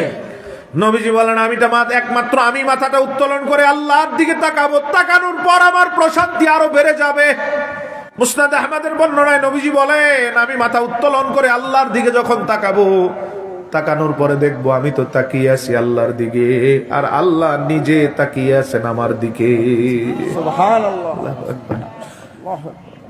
আমি আল্লাহর দিকে তাকানো, আল্লাহ আমার দিকে তাকানো। ভাসুরের মাতের চিত্র নবীজি বলছেন, আমি কোনো কথা বলবো না, রহমতের দৃষ্টিতে আল্লাহর দিকে তাকায় থাকবো। আল্লাহর রহমত পাওয়ার জন্য আল্লাহর দিকে আমি এভাবে তাকায় থাকবো। আল্লাহই প্রথম শব্দ উচ্চারণ করে আমারে বলবেন, ইস্তাশারানি বি রব্বি কাইফা আফআলু বিহিম। হাবিব আমার, আপনি বলে দেন এই ময়দানে আপনার উম্মতের সাথে কেমন ব্যবহার করলে আপনি খুশি। সুবহানাল্লাহ। সুবহানাল্লাহ। আলেমরা বুঝবেন, ইস্তাশারানি বি রব্বি, আল্লাহ নিজে আমার সাথে হাসরের মাঠে পরামর্শ করবেন। সুবহানাল্লাহ। আরে আরে আরে আওয়াজ রে, এই বুঝেন বুঝেন বুঝেন কি হচ্ছে বুঝেন। কোন আল্লাহর কি পরামর্শের দরকার আছে? আল্লাহুস সামাদ, তিনি অমুখাপেক্ষী, কারো মুখাপেক্ষী, কাউকে কোনো কিছু জিজ্ঞেস করে করতে হয়। নজরুল বলেন, আল্লাহ আমার কাছে পরামর্শ চাইবেন। পরামর্শ শব্দটা কি? আপনি বলে দেন, হাবিব আমি আজকে কেমন আপনার উম্মতের সাথে কেমন ব্যবহার করলে আপনি খুশি, আপনি আগেই বলে দেন। রাসূল কি বলে দেখেন, কামা শীতে আরব, আমি আল্লাহরে বলবো, আল্লাহ আমি কিছু বলবো না, বরং আমার উম্মতরে আপনার রহমতের হাতে তুলে দিলাম, আপনি যা করেন তাতেই আমি খুশি। আল্লাহ আবার বলবেন কাইফা আফালু বিহিম, কেমন ব্যবহার করলে খুশি আমায় বলেন। নবীজি বলবেন আমি কিছু বলবো না, আমার উম্মত আপনার রহমতের হাতে তুলে দিলাম, আপনি যা করেন তাতেই খুশি। আল্লাহর হাবিব বলেন যখন আমি কোনো কিছু বলছি না, কোনো কিছু চাইছি না, এবার আল্লাহ নিয়ামত দেওয়া শুরু করবেন। বিচার এখনো শুরু হয় নাই, বিচার এখনো শুরু হয় নাই। রাসূলুল্লাহকে আল্লাহ বলবেন হাবিব আপনি তো বিনা হিসাবে জান্নাতে যাবেন, আমি শুধু আপনার একা পাঠাবো না, এই ময়দান থেকে আপনার নূরের নজর দিয়ে 70,000 উম্মতরে বাছাই করে নেন। সুবহানাল্লাহ। সুবহানাল্লাহ। কত হাজার? 70,000। আবার কত হাজার? 70,000। বুখারীর শব্দটা দেখেন, লাইসা আলাইহিম হিসাবুন ওয়ালা আযাব। আপনার নূরের নজর দিয়ে যেই 70,000 বাছাই করবেন তাদের কোনো হিসাব নাই, আযাব নাই, মিজান নাই, ফুলসিরাত নাই। আপনার নূরের নজরের কারণে এরা বিনা হিসাবে জান্নাতি। কত হাজার? কত হাজার? 70,000। আবার কোন জোরে কোন? 70,000। শীতে ধরছে নাকি? কত হাজার? 70,000। আরে কি করতেছেন সেখানে দেখছেন? আমরা কি করা উচিত? 70,000। খুশি না বেজার? সবাই কর খুশি। রাসূল বলেন আমি খুশি না। আমরা তো খুশি হয়ে গেছি। নবীজি কি বলেন? আমি তো 70,000 নিয়ে জান্নাতে যেতে চাই না, আমার সব উম্মতরে নিয়ে যেতে চাই। সুবহানাল্লাহ। আল্লাহ তো মাত্র 70,000 ঘোষণা দিলেন, বাকিদের কি হবে? এজন্য আমি তাকায় আছি, আমি কোনো কথা বলবো না, আল্লাহর দিকে ভেবে তাকিয়ে থাকবো। আল্লাহ বলবেন হাবিব আমি বুঝতে পেরেছি, কারণ কোন শব্দ না বললেও আল্লাহ বুঝে কি বুঝে না? বুঝে। হাবিব আমি বুঝতে পারছি আপনি মনে মনে চাচ্ছেন বিনা হিসাবে জান্নাতের তালিকা যাতে আমি আল্লাহ আরো বড় করে দেই। সুবহানাল্লাহ। আল্লাহর হাবিব আমাদের জন্য আল্লাহর কাছে এভাবে আল্লাহর দিকে তাকায় থাকবেন। বিপদ আমাদের কাজ করেন তিনি। রাসূলুল্লাহ বলেন আল্লাহর দিকে তাকানোর পরে আল্লাহ বলবেন হাবিব 70,000 যাদের নাজাত দিয়ে দিলাম, হিসাব নাই, আযাব নাই, বিনা হিসাবে জান্নাতি এই পর্যন্ত যে 70,000 হলো, এই 70,000কে 70টা দলে ভাগ করেন, 70টা দলে ভাগ করেন। কয়টা দল? 70। তাহলে প্রতি দলে কতজন? হ্যাঁ 1000। একজন। কয় একজন? 1000। কতজন? 1000। 70,000কে 70 ভাগ করলে প্রতি ভাগে কয়জন? 1000। 1000 করে করে দল আলাদা আলাদা করা হবে। এবার আল্লাহ বলবেন হাবিব আপনার রহমতকে আমি বড় করে দিচ্ছি, প্রতি 1000 দলের সাথে নতুন 70,000 করে করে নিয়ে যান। সুবহানাল্লাহ। আরে আওয়াজ রে, আপনাদের আওয়াজ রে। আরে শুকরিয়ার ভাষা একটু সুবহানাল্লাহ বলেন। সুবহানাল্লাহ। কাদেরকে নিয়ে কাজ করতেছেন? আমাদের মতো নাখান্দাদের নিয়ে, ঠিক কিনা? কাদের নাজাতের জন্য কাজ করতেছেন? আমাদের। আল্লাহর হাবিব আচ্ছা বলেন সংখ্যা আগের মতো আছে না বাড়ছে? বাড়ছে। ঠিক আছে তো? বাড়ছে। এতটুকু তো বুঝছি, আগের মতো আছে না বাড়ছে? বাড়ছে। আল্লাহর হাবিব সাল্লাল্লাহু আলাইহি সাল্লাম বলেন এবার আমি মনে মনে বলবো, তৃতীয় পর্যায়ে আমি মনে মনে বলবো, যেই মাবুদ না চাইতেই সংখ্যা বাড়িয়ে দিচ্ছেন তিনি তো চাইলে আরো বেশি বাড়ায়া দিবেন। সুবহানাল্লাহ। একটা শব্দ বলবো, ইস্তাজিদনি ইয়া রাব, আমার রব বিনা হিসাবে জান্নাতের তালিকাটারে দয়া করে আরো আরো বড় করে দেয়। সুবহানাল্লাহ। আরো বড় এই শব্দ ইস্তাজিদনি, তলব করবো আল্লাহর কাছে আল্লাহ আরো বড় করে দেন। এই শব্দ উচ্চারণের পরে আল্লাহ বলবেন হাবিব আরো বড় করার জন্য এবার আর 1000 নয়, প্রতি এক একজন করে আলাদা করে নেন। এক একজন করে আলাদা করেন, আলাদা করব। আল্লাহ এবার বলেন মুসনাদ আহমদের সহি বর্ণনা, আল্লাহ এবার বলেন প্রতি একজনের সাথে এখান থেকে 70,000 করে করে নিয়ে যা। আল্লাহু আকবার। আরো জোরে করেন আল্লাহু আকবার। আল্লাহু আকবার। সংখ্যা কোথায় গিয়ে ঠেকবে আমরা তো জানি না, নবীজি বলে দিলেন। আবু দাউদের বর্ণনা, রাসূল বলেন এমন করে করে হিসাব শুরুর আগেই আমি রাসূলের শাফাতের কারণে আমার 3 ভাগের 1 ভাগ উম্মত জান্নাতি হয়ে যাবে। আর বাকি কয় ভাগ? কয় ভাগ? 2 ভাগ। আরো জোরে কয়েক ভাগ? 1 ভাগে না গেছে, আর বাকি কয় ভাগ? আচ্ছা এদের খবর তো নবী নিবে না? হ্যাঁ হ্যাঁ, কি মনে হয়?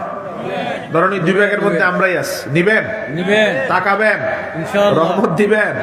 বরং কাউকে ফেলে যাবে তিনি রাসূলুল্লাহ, কাউকে ফেলে যাবে রাহমাতুল লিল আলামিন। ওমা আরসালনাকা ইল্লা রাহমাতাল লিল আলামিন, রাহমাতুল লিল আলামিন কাউকে ফেলে যাবে না। বাকি 2 ভাগকে তিনি কিভাবে তরাবেন? এবার তিরমিজি 3495 নম্বর হাদিসে আসেন, আল্লাহর হাবিবের প্রিয় সাহাবী, 10 বছর ধরে যিনি অকাতরে রাসূলুল্লাহর কদমে থেকে সার্ভিস দিয়েছেন, খেদমত করেছেন, রাসূলুল্লাহর ব্যক্তিগত সেক্রেটারির মতো ছিলেন, আনাস ইবনে মালিক। কি নাম? আনাস। আনাস আনাস নাম শুনছেন না? আনাস। জি জি আনাস। আমাদের স্লোগান কি? দুইটার বেশি নয়। আরে আহ আহ। বিদুর্মীরা সব দিক থেকে আমাদেরকে এমন প্যাকেট করছে, আমরা এটা চিন্তা করি কি খাওয়াবো, কি পরাবো, থাকার জায়গায় কই দিব।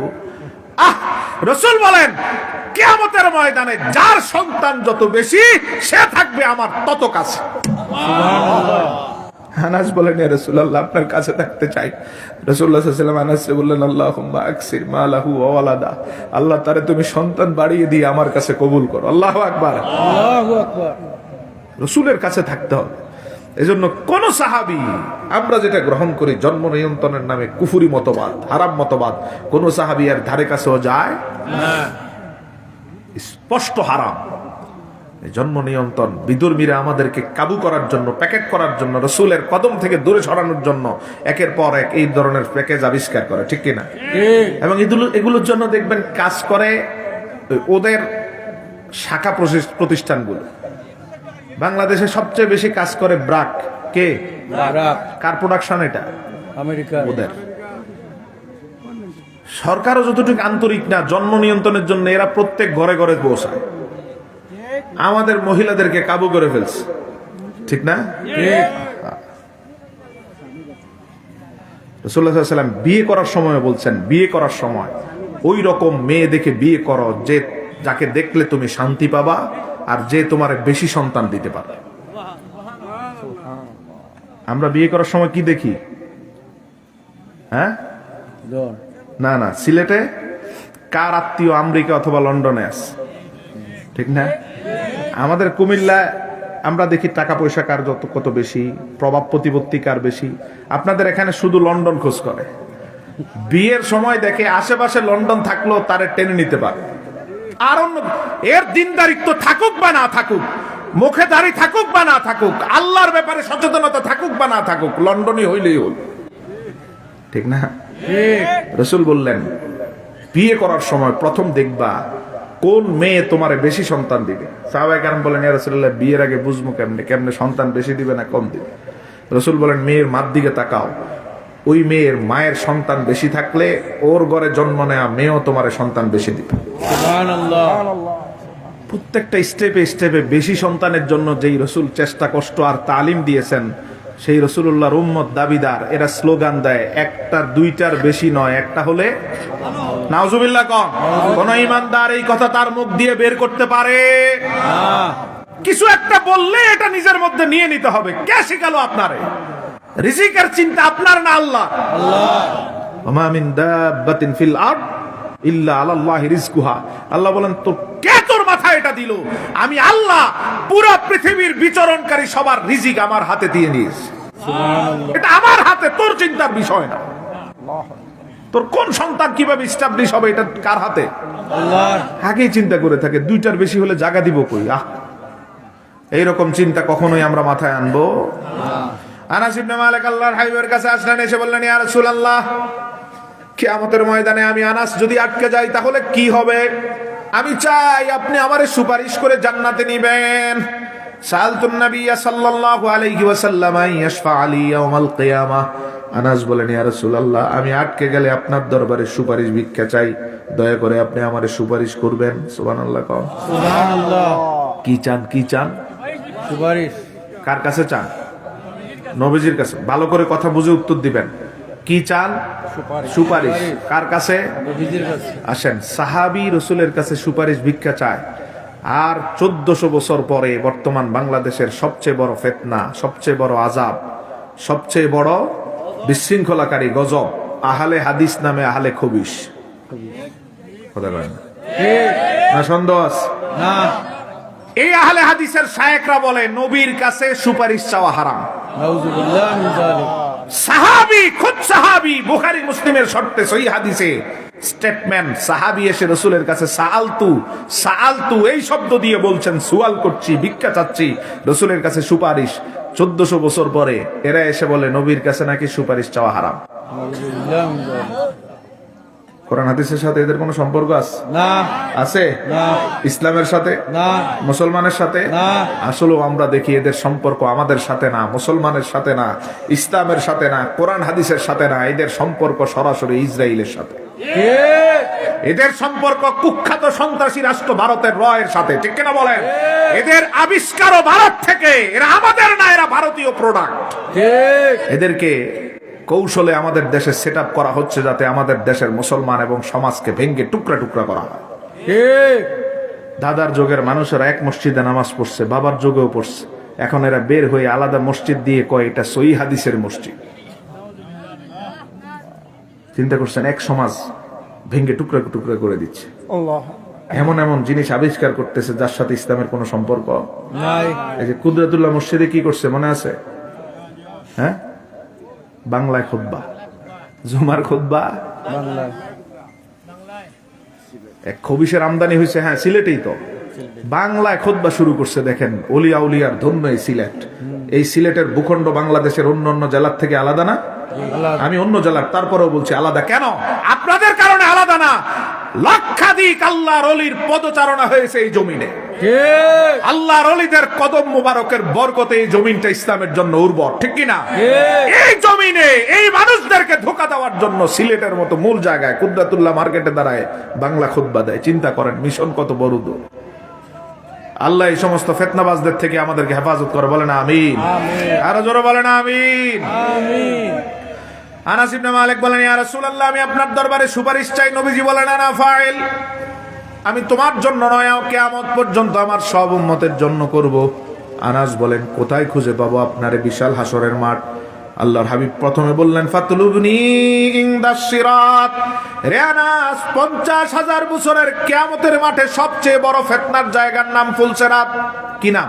ফুলসিরাত। জিসরুন আলান নার। বুখারীর বর্ণনায় নবীজি বলেন, জাহান্নামের উপর আল্লাহ একটা ব্রিজ করবেন, সাঁকো তৈরি করবেন, সূক্ষ্ম তীক্ষ্ণ ধারালু হবে ওই সাঁকো। আরো অনেক বর্ণনা। আল্লাহর হাবিব বলেন, এই সাঁকো পার হয়ে গেলেই তো কপাল খুলবে, পার হতে না পারলে জাহান্নামে পড়ে যাবে, ঠিক কিনা? এই কঠিন জায়গায় নবীজি বলেন, তোমাদেরকে নিয়ে যাবে পরীক্ষার জন্য, গিয়ে দেখবা ফুলসিরাতের গোড়ায় আমি আছি। সুবহানাল্লাহ। সবচেয়ে কঠিন জায়গার নাম ফুলসিরাত। কি নাম? ফুলসিরাত। সেই জায়গায় আর কোন নবী নাই, আমাদের নবী আছে না নাই? নবীজি বলেন, এরপরে ফাতলুবনি ইনদাল মিজান, তারপর কঠিন জায়গাটার নাম মিজান। আল্লাহর হাবিব বলেন, তোমাদেরকে আমল পরিমাপের জন্য মিজানের গোড়ায় নিয়ে নেওয়ার পরে দেখবা আমি নবী মিজানের ডান পাশে দাঁড়ানো। আল্লাহু আকবার। ফাতলুবনি ইনদাল হাউজ, হাউজে তো আমি পানি দিব, মিজানেও আছি, ফুলসিরাতেও আছি, হাউজে কাউসারেও আছি। আসলে আনাসের ইতমিনানের জন্য নবীজি বললেন, রে আনাস, কষ্ট করে আমার কোন উম্মত আমারে খুঁজে বের করতে হবে না, বরং আমার উম্মত যে যেখানে বিপদে পড়বে আমি নবী ঠিক সেই জায়গাতে হাজির। আমার সাথে বলেন, উম্মতের বিপদ যেখানে নবী থাকবেন সেখানে। আবার বলেন, উম্মতের বিপদ যেখানে নবী থাকবেন সেখানে। খুঁজে বের করতে হবে না। আল্লাহর হাবিব বলেন, মিজানে যেমন আছি, ফুলসিরাতেও আছি, হাউজে কাউসারে আছি। ইকরা কিতাবাক কাফা বিনাফসিকা আল-ইয়াওমা আলাইকা হাসিবা, আমল পাঠ করার সময়ও আছি, আমল নামা দেওয়ার সময়ও আছি। বিচারটা পিছন থেকে একবারে আদমের উম্মতের সামনে নিয়ে আসলাম, সেখানেও আছি। সূর্যটারে দূর করার জন্য হাউজে কাউসার দিলাম, সেখানেও আছি। তার মানে হাসরের ময়দানের সব কষ্ট আমি নবী তোমাদের মাথার উপর থেকে দূর করে দিব। আল্লাহ বলেন, ওয়ায়াদাউ আনহুম ইসরাহুম ওয়াল আগলাল আল্লাতী কানাত আলাইহিম, তিনি এমন বেশি ভালোবাসেন উম্মতকে যিনি উম্মতের মাথার উপরে কোনো কষ্ট রাখেন না। আল্লাহু আকবার। আল্লাহু আকবার। 4 নাম্বার, আরো অনেক উম্মতরে জান্নাতে নিলেন। এবার 5 নাম্বার, ফুলসিরাত সবাই পার হতে পারে না, একদল জাহান্নামে পড়ে গেছে, ঠিক কিনা? ঠিক। সবাই তো আর পার হতে পারবে না, একদল কই পড়বে? জাহান্নামে। এদের খবর নবী তো নিবে না। হ্যাঁ, সবাই জোরে কর। নিবে।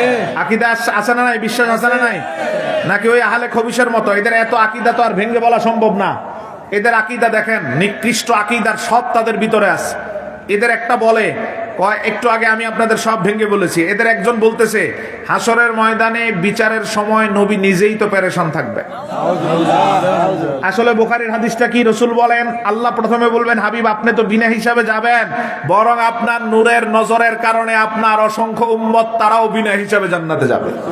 যেখানে রাসূলের অসংখ্য উম্মত বিনা হিসাবে জান্নাতে যায়, সেখানে আমার রাসূলকে হাসরের মাঠে বিচারের সামনে পেরেশান থাকবে বলা উম্মতটা কখনো প্রকৃত মুসলমান হতে পারে না। দাজ্জাল কত, আরেকটা মুখ বেংসিয়ে বলে, কয় নবী তো নবীর মেয়ে ফাতেমারেও চিনবে না। চিন্তা করছেন? মানে বুঝাইতে চায় কি নবী কিচ্ছু করবেন না, নিজের মেয়েরাও চিনবে না, তোমারে চিনবে কি? এরপর এক্সট্রিম পর্যায়ের জঙ্গির সাথে জড়িত যে আহলে হাদিস, তারা কয় নবীর সুপারিশ বলতেই কিছু নাই। সুপারিশ আছে না নাই? আনাসকে বললেন শুধু তোমারে নয় সবাইকে করব। বিভিন্ন হাদিসগুলো একত্রিত করেন, রাসূল বললেন, যার গুনাহ যত বেশি তার জন্য আমার সুপারিশও হবে তত বড়। খাস সুপারিশ বুখারী, রাসূল বলেন, শাফাআতি লি আহলিল কাবাইর মিন উম্মতি, কবিরা গুনাহ করে যারা জাহান্নামী হয়ে যাবে তাদের জন্য আমি রাসূলের খাস সুপারিশ থাকবে ওই ময়দানে। যারা জাহান্নামে চলে গেল তাদেরকে নবী ভুলবেন? কি করবেন আল্লাহর হাবিব সাল্লাল্লাহু আলাইহি ওয়াসাল্লাম? দেখেন নবীজি সাল্লাল্লাহু আলাইহি ওয়াসাল্লাম বলেন, জাহান্নামীরা যখন জাহান্নামে চলে যাবে, কষ্টের মধ্যে তাদের সময়গুলো পার হবে, আর তাদের কষ্টগুলো আমি নবী অনুভব করব। আল্লাহু আকবার, আল্লাহু আকবার। কারণ আল্লাহর নবীর আল্লাহ একটা পরিচয় দিয়েছেন, আজিজুন আলাইহি মা আনিতুম। উম্মত যা কষ্ট ফেস করে, উম্মত যেই কষ্টগুলো সামনে পতিত হয়, সেই কষ্টগুলো উম্মতের আগে রাসূল বুঝতে পারে। সুবহানাল্লাহ। এই ক্ষমতা দিছে কে? আল্লাহ। নাকি পারে না? পারে, সম্ভব। দেখেন একটা উদাহরণ দিই ছোট্ট। কোন একটা মা তার ছোট্ট বাচ্চারে কোলে নিয়ে বসে আছে, আপনি গিয়ে খুব জোরে একটা থাপ্পড় দিলেন বাচ্চার গালে, কষ্টটা বেশি পাবে কে বলেন তো?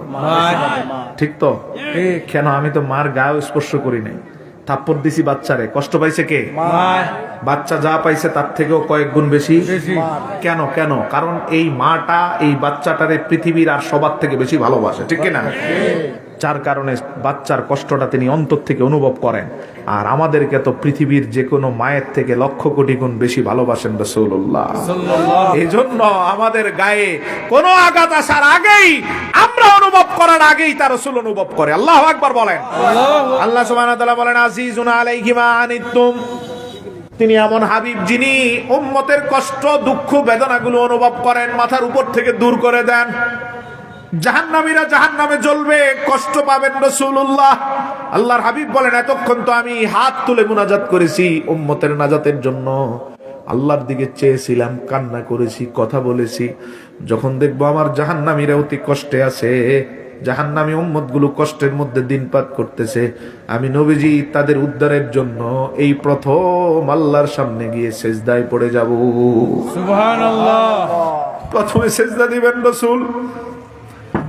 আল্লাহ রাব্বুল আলামিন আল্লাহর হাবিবের সেজদার পরে বলবেন, ইরফা রাসাকা ইয়া মুহাম্মদ, সালতু তাওয়াসফা তুশাফা ওয়া কুল তুসমা। হাবিব আমার, আর মাথা অবনমিত রাখার দরকার নাই, উঠান, মাথাটা উঠিয়ে আমার কাছে চান, যা চাইবেন তাই দিব, যা বলবেন তাই শুনবো, যার জন্য সুপারিশ করবেন এই মুহূর্তে তারে জান্নাতে নিয়ে নিব। সুবহানাল্লাহ। রাসূল মাথাটা উঠাইবেন, উঠানোর পরে দেখবেন পুরা ময়দানে একটা আওয়াজ আসতেছে, সবাই মিলে দিচ্ছে নাফসি নাফসি। কি আওয়াজ? নাফসি নাফসি। সব নবীরা বলতেছে নাফসি নাফসি। আল্লাহর হাবিব সাল্লাল্লাহু আলাইহি ওয়াসাল্লাম মাথা উত্তোলন করবেন, উত্তোলন করে নবীজি বলবেন, সব নবীর আওয়াজ এক, পুরা ময়দান থেকে একটাই আওয়াজ আসতেছে, নাফসি নাফসি। আমি একমাত্র ব্যতিক্রম আওয়াজ দিব, কারণ আমি সবার থেকে আলাদা। আল্লাহু আকবার। আল্লাহু আকবার। আমি কারো মতো, জোরে কর, আমি কারো মতো নয়। ওহাবিরা কয় নবী নাকি তার মতো। নবী কোন আমি কারো মতো, জোরে কন, আমি কারো মতো, নবী কারো মতো, নবী আমাদের মতো। ইমানদার কখনো নবীরে নিজের মতো ভাবতে পারে? বেঈমানের কোন স্তরে পৌঁছে দেখেন, কিতাব লেখে বড় বড় মুরব্বী, কয় নবীজি তো আমাদের মতো, বড় জোর বড় ভাইয়ের মতো। আরে আওয়াজ নাউজুবিল্লাহ ভাই, কিতাব লেখছে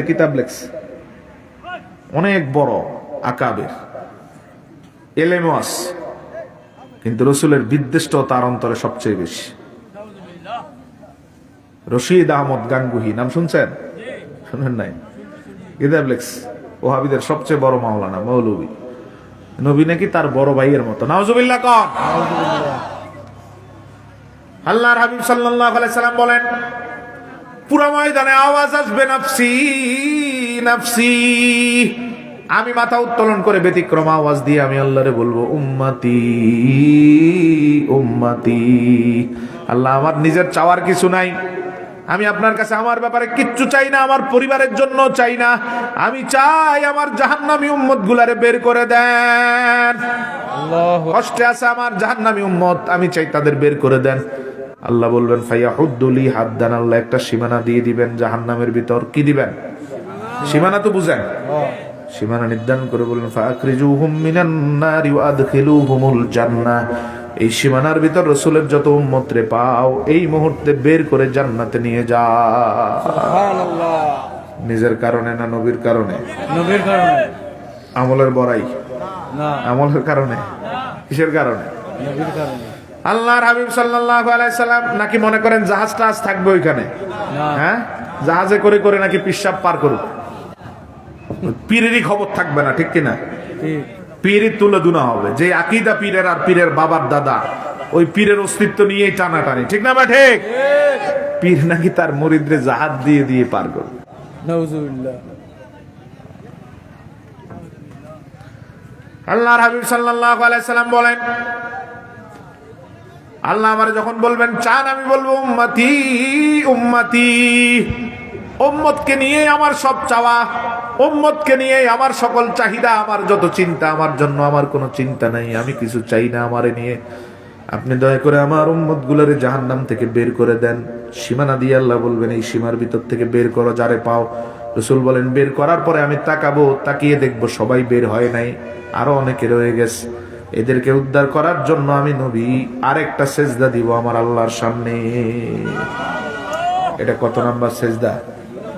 কত কত?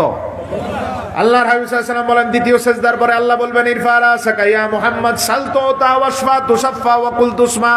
হাবিব আমার মাথা অবনমিত থেকে উত্তোলন করেন, আমার কাছে চান, যারে চাইবেন জান্নাতে দিব, যা বলবেন তাই শুনবো, যার জন্য চাইবেন তারই জান্নাতি বানাবো, যা চাইবেন তা দিব, যা বলবেন তাই শুনবো। নবীজি আবার মাথা উত্তোলন করে বলবেন উম্মতি উম্মতি। আল্লাহ আমার কিছু চাওয়ার নাই, এগুলারে বের করেন।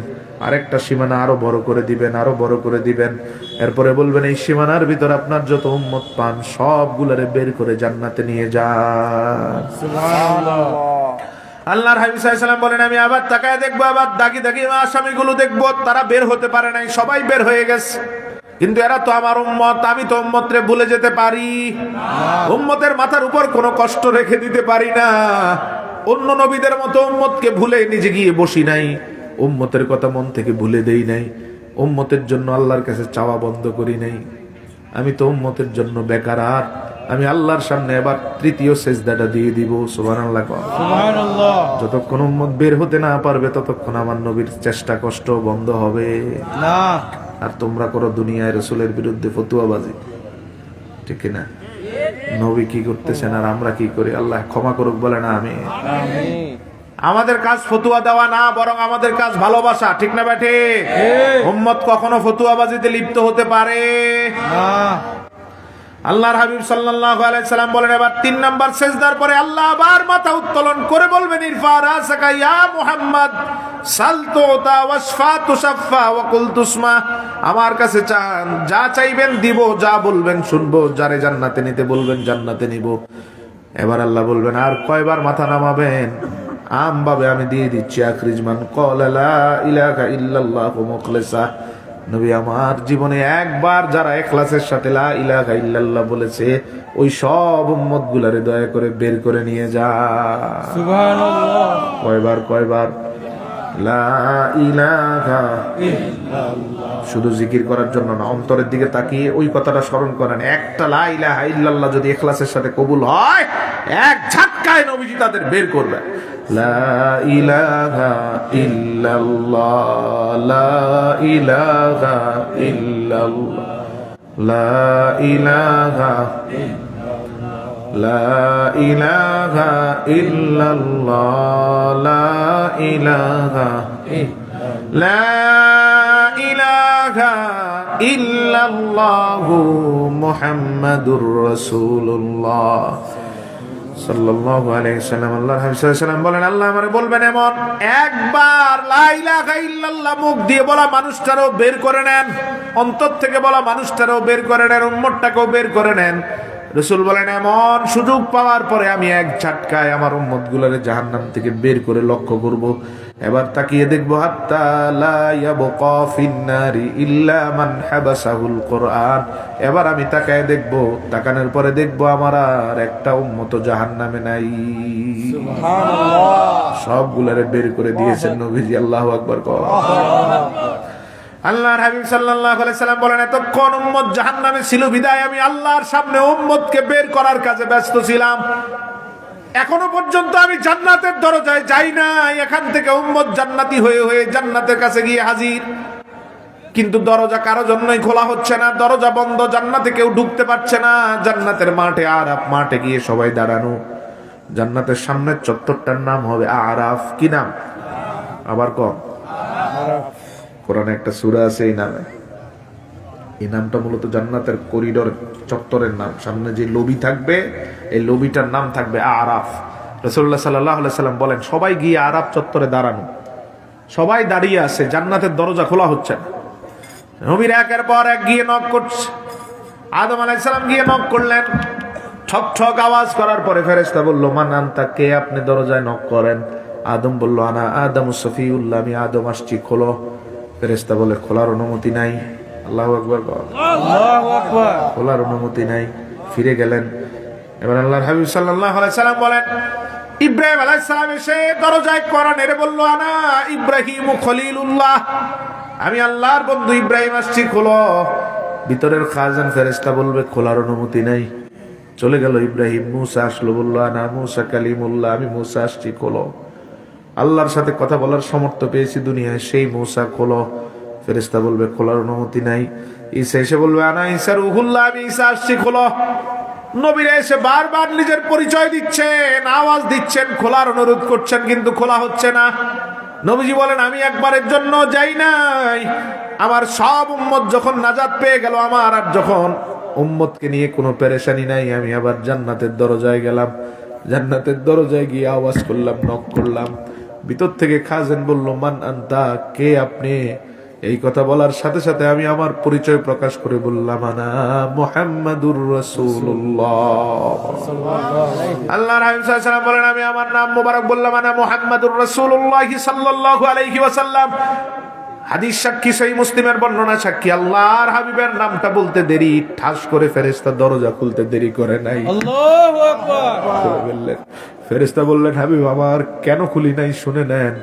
আল্লাহ প্রথমে এই ময়দানে বলে দিয়েছেন, জান্নাতের দরজা যাতে মুহাম্মদ ছাড়া কারো জন্য খোলা না হয়। আল্লাহু আকবার। মুহাম্মদ আসলেই যেন জান্নাতের দরজাটা খোলা হয়, এটাই আল্লাহর ইচ্ছা। কোন নবীকে জন্য আমি খুলতে দেই নাই, খোলার অনুমতি গ্রহণ করি নাই।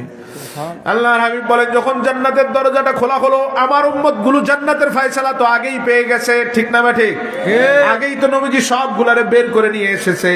রাসূল বলেন, জান্নাতের দরজাও খোলা হলো। খোলার পরে আমি আমার সব উম্মত নিয়ে জান্নাতে ঢুকে যাব।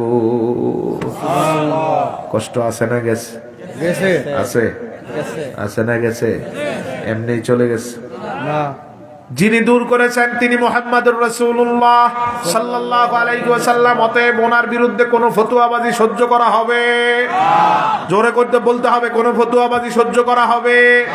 আমরা ফতোয়াবাজি করব না, কাউকে করতেও দিব না, ঠিক কিনা বলে?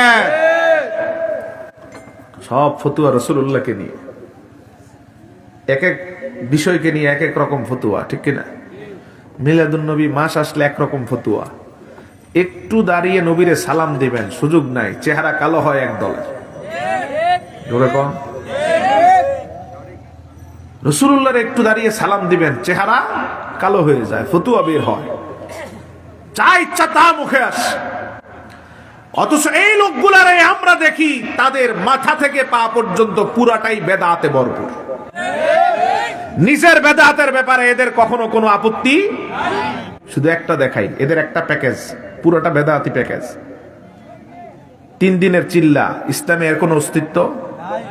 1300 বছর পর্যন্ত কোনো অস্তিত্ব? কথা কয় না। আরে নাই, নাই, কোনো অস্তিত্ব নাই। 40 দিনের চিল্লা, কোন অস্তিত্ব? কোন নবী, কোন উম্মত, কোন সাহাবী 1300 বছরের কোন ইমাম এভাবে করেন নাই 40 দিনের চিল্লা।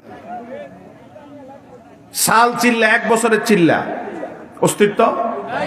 উমরি চিল্লা, সারা জীবনের চিল্লা, বের হয় কিছু পাগল, সারা জীবন চিল্লা। এদের পরিবারের কোনো হক কিচ্ছু নাই, এরা সারা জীবন আল্লাহর রাস্তা। তোরে বলছে আল্লাহর রাস্তায় এভাবে বের হতে। তাহলে 3 দিনের চিল্লার অস্তিত্ব ইসলামে? বেদাত।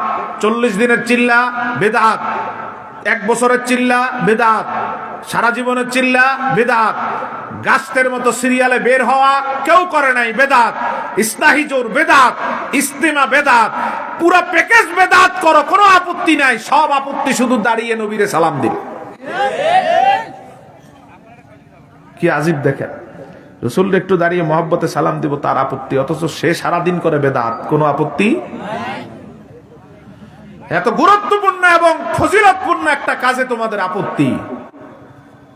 আমি শুধু 2টা হাদিস বলি, আপনি আপনার বিবেক দিয়ে বিবেচনা করবেন। আমার কথা নেওয়ারও দরকার নাই, তার কথা নেওয়ারও দরকার নাই।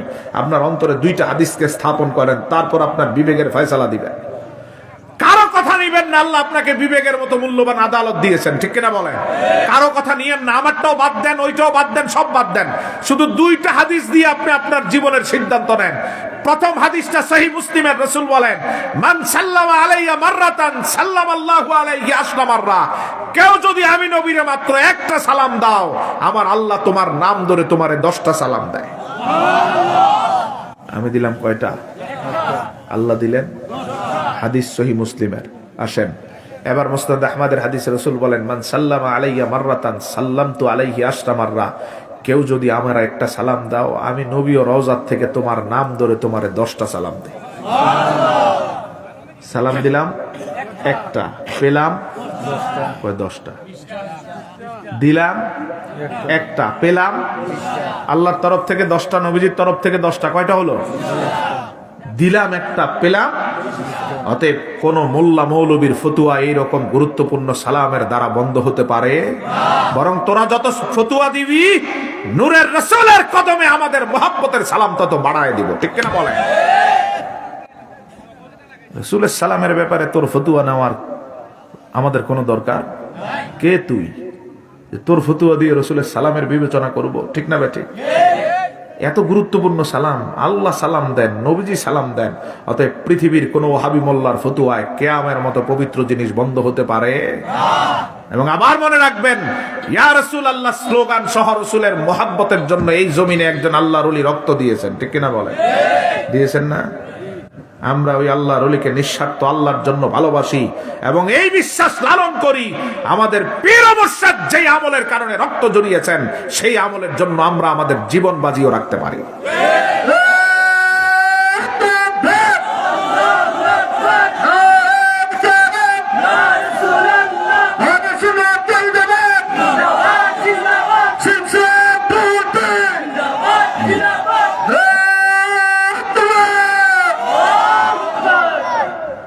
এজন্য আল্লাহ রাব্বুল আলামিন বলেন, আমার হাবিব কোনো কষ্ট কোন উম্মতের মাথার উপরে অবশিষ্ট রাখেন না। ওয়ায়াদাউ আনহুম ইসরাহুম ওয়াল আগলাল আল্লাতী কানাত আলাইহিম। হাসরে কোনো কষ্ট আর, সব তো জান্নাতে চলে গেছে। কার কারণে? আরো জোরে বলেন, কার কারণে? সূর্যের তাপের কষ্ট দূর করলেন নবীজি, হাউজে কাউসারের পানির ব্যবস্থা করে দিলেন নবীজি, ফুলসেরাতের গোড়ায় দাঁড়িয়ে উম্মতকে তরানোর জন্য বারবার আল্লাহর কাছে কান্না করবেন তিনি, মিজানের গোড়ায় দাঁড়িয়েও কান্না করবেন তিনি, জাহান্নামে পড়ে গেলেও সেজদায় পড়ে যাবেন তিনি। আল্লাহু আকবার। যেখানেই কষ্ট সেখানেই তিনি, ঠিক কিনা? যেখানেই কষ্ট সেখানেই তিনি, খুঁজে বের করতে হবে না। তিনি উম্মতের উপর বিচক্ষণ দৃষ্টি রাখবেন, আমার কোন উম্মত কোন জায়গায় বিপদে পড়ে গেল। কি ভালোবাসেন আমাদের! আমরা যেখানে বিপদে, নবী ঠিক সেখানেই হাজির, ঠিক কিনা? অতএব খুব সাবধানী, জবানটারে সাবধান করেন রাসূলুল্লাহর ব্যাপারে কথা বলতে। মুখে যা আসে তা বলা যাবে, কথা কন, মুখে যা আসে তা বলা যায় না। তিনি মুহাম্মাদুর রাসূলুল্লাহ, যার শানকে আল্লাহ নিজেই পবিত্র উচ্চাকিত উচ্চারণ করে বলেন রাফা'না লাকা যিকরাক। এই হাবিবের শানকে আমি সব কিছুর ঊর্ধ্বে স্থান দিয়েছি। আল্লাহু আকবার। নিজের হাতে রেখে দিয়েছি রাসূলের শান। দুইটা জিনিসকে আল্লাহ নিজের জিম্মায় নিজের হেফাজতে রেখেছেন। কয়টা জিনিস? এগুলোর ক্ষতি কেউ করতে পারবে? পুরো পৃথিবী এর পিছনে লাগলো কিছু আসে যায়? এক নাম্বার কোরআন। এক নাম্বার কি? ইন্না নাহনু নাযালনা যিকরা ওয়া ইন্না লাহু লাহাফিজুন। পুরো পৃথিবীর সব মানুষ মিলে যদি কোরআনের সব কপিগুলো পুড়িয়ে দেয়, কোরআন শেষ? কথা কোন জোরে? কোরআন শেষ? সব তো জ্বলে গেল, কোরআন শেষ? আল্লাহ বলেন না, কারণ এই কোরআনের হেফাজতের দায়িত্ব আমি আল্লাহর হাতে। আমি নাজিল করেছি, হেফাজত আমি করব। আল্লাহু আকবার। অতএব পুরো পৃথিবীর সব শক্তি কোরআনের পিছনে লাগলো, কোনো ক্ষতি হেফাজত করবেন কে? এবার আল্লাহ দ্বিতীয় জিনিস বলেন ওয়ারাফা'না লাকা যিকরাক। ঠিক তেমনি ভাবে আমার হাবিবের ইজ্জতের সম্মানের গ্যারান্টিটা এবং হেফাজতের দায়িত্বটা আমার হাতে আমি উঠাই। পুরো পৃথিবীর সব মানুষ যদি রাসূলের শানের বিরুদ্ধে ফতোয়া দেয়, কিছু আসে যায়? কথা কন। হেফাজত করবেন কে? তাহলে হাশরের ময়দানে সব কষ্ট দূর করে দিবেন তিনি। দুনিয়ায়ও করেছেন, কবরে কিভাবে করবেন? মুসলিমের একটা হাদিস দেখেন। আল্লাহর হাবিব সাল্লাল্লাহু আলাইহি ওয়াসাল্লাম বলেন, কবরে তোমাদের তিনটা প্রশ্ন করা হবে। তিনটা প্রশ্ন। কয়টা? মার রাব্বুকা ওয়া মা দীনুকা ওয়া মান হাদার রাজুল। কে তোমার প্রভু, কি তোমার দিন? আর নূরের চেহারাটা দেখিয়ে বলবে এই মানুষটা কে। সুবহানাল্লাহ। আল্লাহর হাবিব সাল্লাল্লাহু আলাইহি সাল্লাম বলেন, আমার চেহারাটা তোমার সামনে যখন তুলে ধরা হবে, আমার ওই নূরের চেহারাটা যদি দেখেই চিনতে পারো, তোমার সব কষ্টগুলো কবর থেকে দূর হয়ে যাবে। শুধু তোমার কাজ হচ্ছে আমার নূরের চেহারাটা দেখে চিনা। আর চিনার জন্য দুনিয়াতে রাসূলের সাথে মহব্বতের তাল্লুক রাখতে হবে, ঠিক কিনা? কোন ফতুয়া করা যাবে? রাসূলের সাথে যার মহব্বত যত বেশি, নূরের চেহারাটা কবরে দেখলে সে তত আগেই পরিচয় দিতে পারবে, চিনে যাবে। আল্লাহর হাবিব বলেন, আমার নূরের চেহারাটা দেখে যদি তুমি চিনে যাও, 6টা নিয়ামত দিয়ে সব কষ্ট দূর করে জান্নাতের বাগান হয়ে যাবে তোমার কবর। কয়টা নিয়ামত? 6টা। কষ্ট কিভাবে দূর হয় দেখেন। আল্লাহর হাবিব সাল্লাল্লাহু আলাইহি সাল্লাম বলেন, তুমি যখন আমার নূরের চেহারাটা দেখে আমারে সত্যি চিনবে, এবার আল্লাহ ডাক দিয়ে বলবেন, আল্লাহ ডাক দিয়ে বলবেন, আল্লাহ সুবহানাহু ওয়া তাআলা বলবেন মাফরিশুহু মিনাল জান্নাহ। আল্লাহ বলবেন, আল্লাহর হাবিব বলেন, আমার নূরের চেহারাটা চিনার কারণে আল্লাহ বলবেন, যেই বান্দাটা আমার রাসূলকে দেখেই চিনে গেল, এটা সাধারণ বান্দা না, অসাধারণ, ঠিক কিনা? সাধারণ না, নবীর সাথে সম্পর্ক আছে। আল্লাহ বলবেন, যেহেতু রাসূলুল্লাহর সাথে তার সম্পর্ক, নবীরে দেখেই চিনছে, এজন্য এই মুহূর্তে তার পিঠের নিচে এখনই তোশক, জান্নাতের তোশক বিছায়া দাও। কবর আর সাধারণ থাকবে না, জান্নাতের তোশক চলে আসবে আপনার পিঠের নিচে। আল্লাহ আবার বলবেন, আলবিসুহু মিনাল জান্নাহ। দুনিয়ার মানুষ সামান্য কাপড়ে তারে দাফন করে দিল, আমি আল্লাহ এই কাপড়ে তারে দেখতে চাই না। যেহেতু নবীর চেহারা দেখে, নূরের চেহারা দেখে চিনে গেছে, টান দিয়ে ছিঁড়ে সব কাপড় খুলে ফেলে দাও, খুলে ফেলে দেওয়া হবে। এবার আল্লাহ ওই দামি বান্দার দামি শরীরটা আবৃত করার জন্য বলবেন, জান্নাতের কাপড় দিয়ে আমার বান্দারে ঢেকে দাও। যেহেতু নবীর চেহারা দেখে চিনছে, বিপদ আছে না গেছে? একবারে সব চলে যাচ্ছে, শুধু নূরের চেহারাটারে তো দাম আল্লাহর কাছে। রাসূলুল্লাহ সাল্লাল্লাহু আলাইহি ওয়াসাল্লাম বলেন, এর বান্দার চেহারাটা দেখে যদি চিনে যাও, ওয়াসি কবরাহু মাদা বাসারি, 3.5 হাত বাই 2.25 হাত অথবা 2.25 হাতের কবরে তোমারে দাফন করে রাখা হলো। ছোট কবর না বড় কবর? একদম সংকীর্ণ। রাসূলুল্লাহ বলেন, শুধু আমার নূরের চেহারাটা দেখে যদি তুমি চিনে যাও, সব কষ্ট দূর করে দিবেন আল্লাহ। আল্লাহ বলবেন, এই মুহূর্তে আমার ওই বান্দার কবরটারে তার 2 চোখের দৃষ্টি পরিমাণ বড় করে দাও। সুবহানাল্লাহ। আরো আস্তে কোন হারে কি চলতেছে দেখছেন? কবর হবে আপনার চোখের সীমা পর্যন্ত বড়। এবার আল্লাহ বলবেন, ওয়ানাফির কবরাহু বিনুরিল জান্নাহ। এই বিশাল কবর আলোকময় থাকবে না অন্ধকার থাকবে? হ্যাঁ, আল্লাহ বলেন, এই কবর আলোকিত করার জন্য যা লাইটিং এর দরকার জান্নাত থেকে নিয়ে আস। এর লাইটিং হবে জান্নাতের, তোশক হবে জান্নাতের, পোশাক হবে জান্নাতের, কবর হবে দিগন্ত জোড়া। আল্লাহর হাবিব বলেন, এবার আল্লাহ নিজেই নাম নাম নাম কেন মাদিল আরুস, ওই বান্দারে আর কেউ নয়, আল্লাহ নিজে ঘুম পাড়াবেন। আল্লাহ নিজে ঘুম পাড়াবেন। আল্লাহ বলবেন, ঘুমাও ঘুমাও ঘুমাও।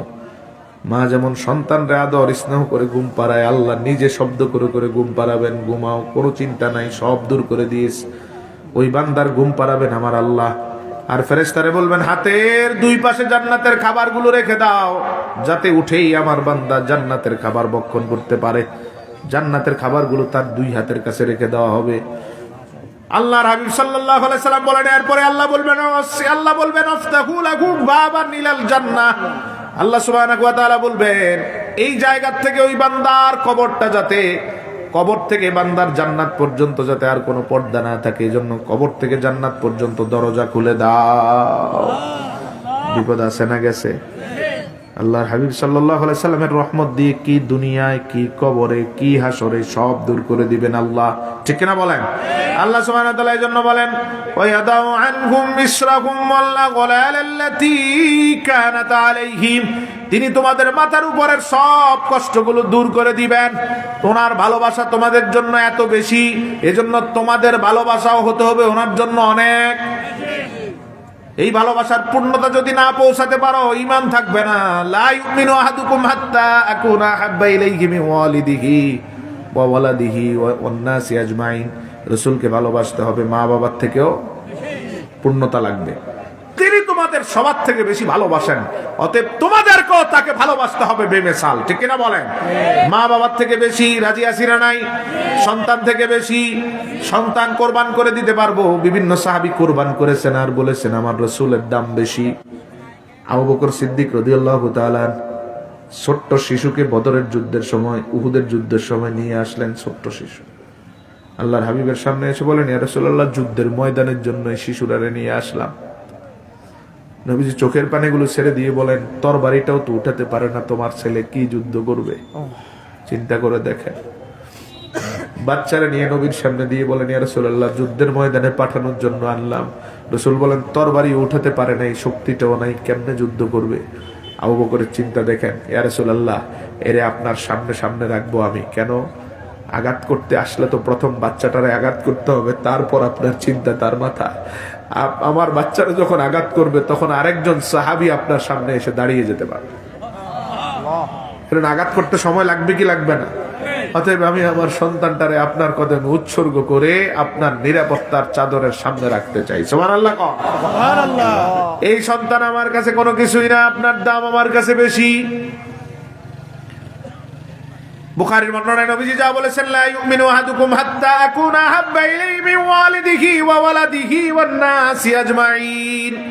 মা বাবার থেকে, সন্তান থেকে, দুনিয়ার সব মানুষ থেকে বেশি ভালোবাসতে হবে, সবকিছুর থেকে বেশি। এই ভালোবাসা পূর্ণ না হলে ঈমানের পূর্ণতাও কল্পনা করা যায়। আল্লাহর হাবিব সাল্লাল্লাহু আলাইহি ওয়াসাল্লামকে আল্লাহ রাব্বুল আলামিন বলেন, ইয়াদাউ আনহুম ইসরাহুম ওয়াল আগলাল আল্লাতী কানাত আলাইহিম। তিনি তোমাদের মাথার উপর থেকে সব কষ্ট দূর করে দেন। কি দুনিয়ায়, কি কবরে, কি হাসরে, কোন কষ্ট তিনি আমাদের মাথার উপর রাখে। কথা কন না ভাই, শীতে ধরছে আপনার? রাখেন না হুজুর কই? 2 ঘন্টা পর হয়ে গেছে, সম্ভব নাকি? এটি হিসাব আছে না আপনার? আরেকজনকে আনবেন, চলে আসছেন অল্প। আরেকজনকে আনেন। কোন কষ্ট অবশিষ্ট রাখবেন?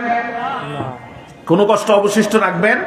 অতএব বিবেচনা করে আমাদের শব্দ চয়ন করতে হবে নবীজির ব্যাপারে। ঠিক কিনা বলেন? পূর্ণ আদব রাখতে হবে, ভালোবাসা রাখতে হবে, এবং আল্লাহর হাবিব সাল্লাল্লাহু আলাইহি সাল্লামের যে কোনো শব্দে, যে কোনো ভাবে রাসূলকে সম্বোধন করা যায়, সব দিক থেকে তিনি এক্সক্লুসিভ, আলাদা। এই বিশ্বাসটা আপনার অন্তরে রাখতে হবে। তিনি আমাদের মতো। ছেড়ে ফেলতে হবে সব ধরনের আকীদা, কুসংস্কার। এরা যা যা বলে তার বিপরীতে সহিহ হাদিসের আকীদা আমাদেরকে গ্রহণ করতে হবে। ঠিক কিনা? তিনি আমাদের মতো? জোরে বলেন না। আমাদের মতো? তিনি আমাদের মতো? আল্লাহ সুবহানাহু ওয়া তাআলা সবকিছু থেকে ওনাকে ঊর্ধ্বে রেখেছে। আরে আমাদের মতো তো না।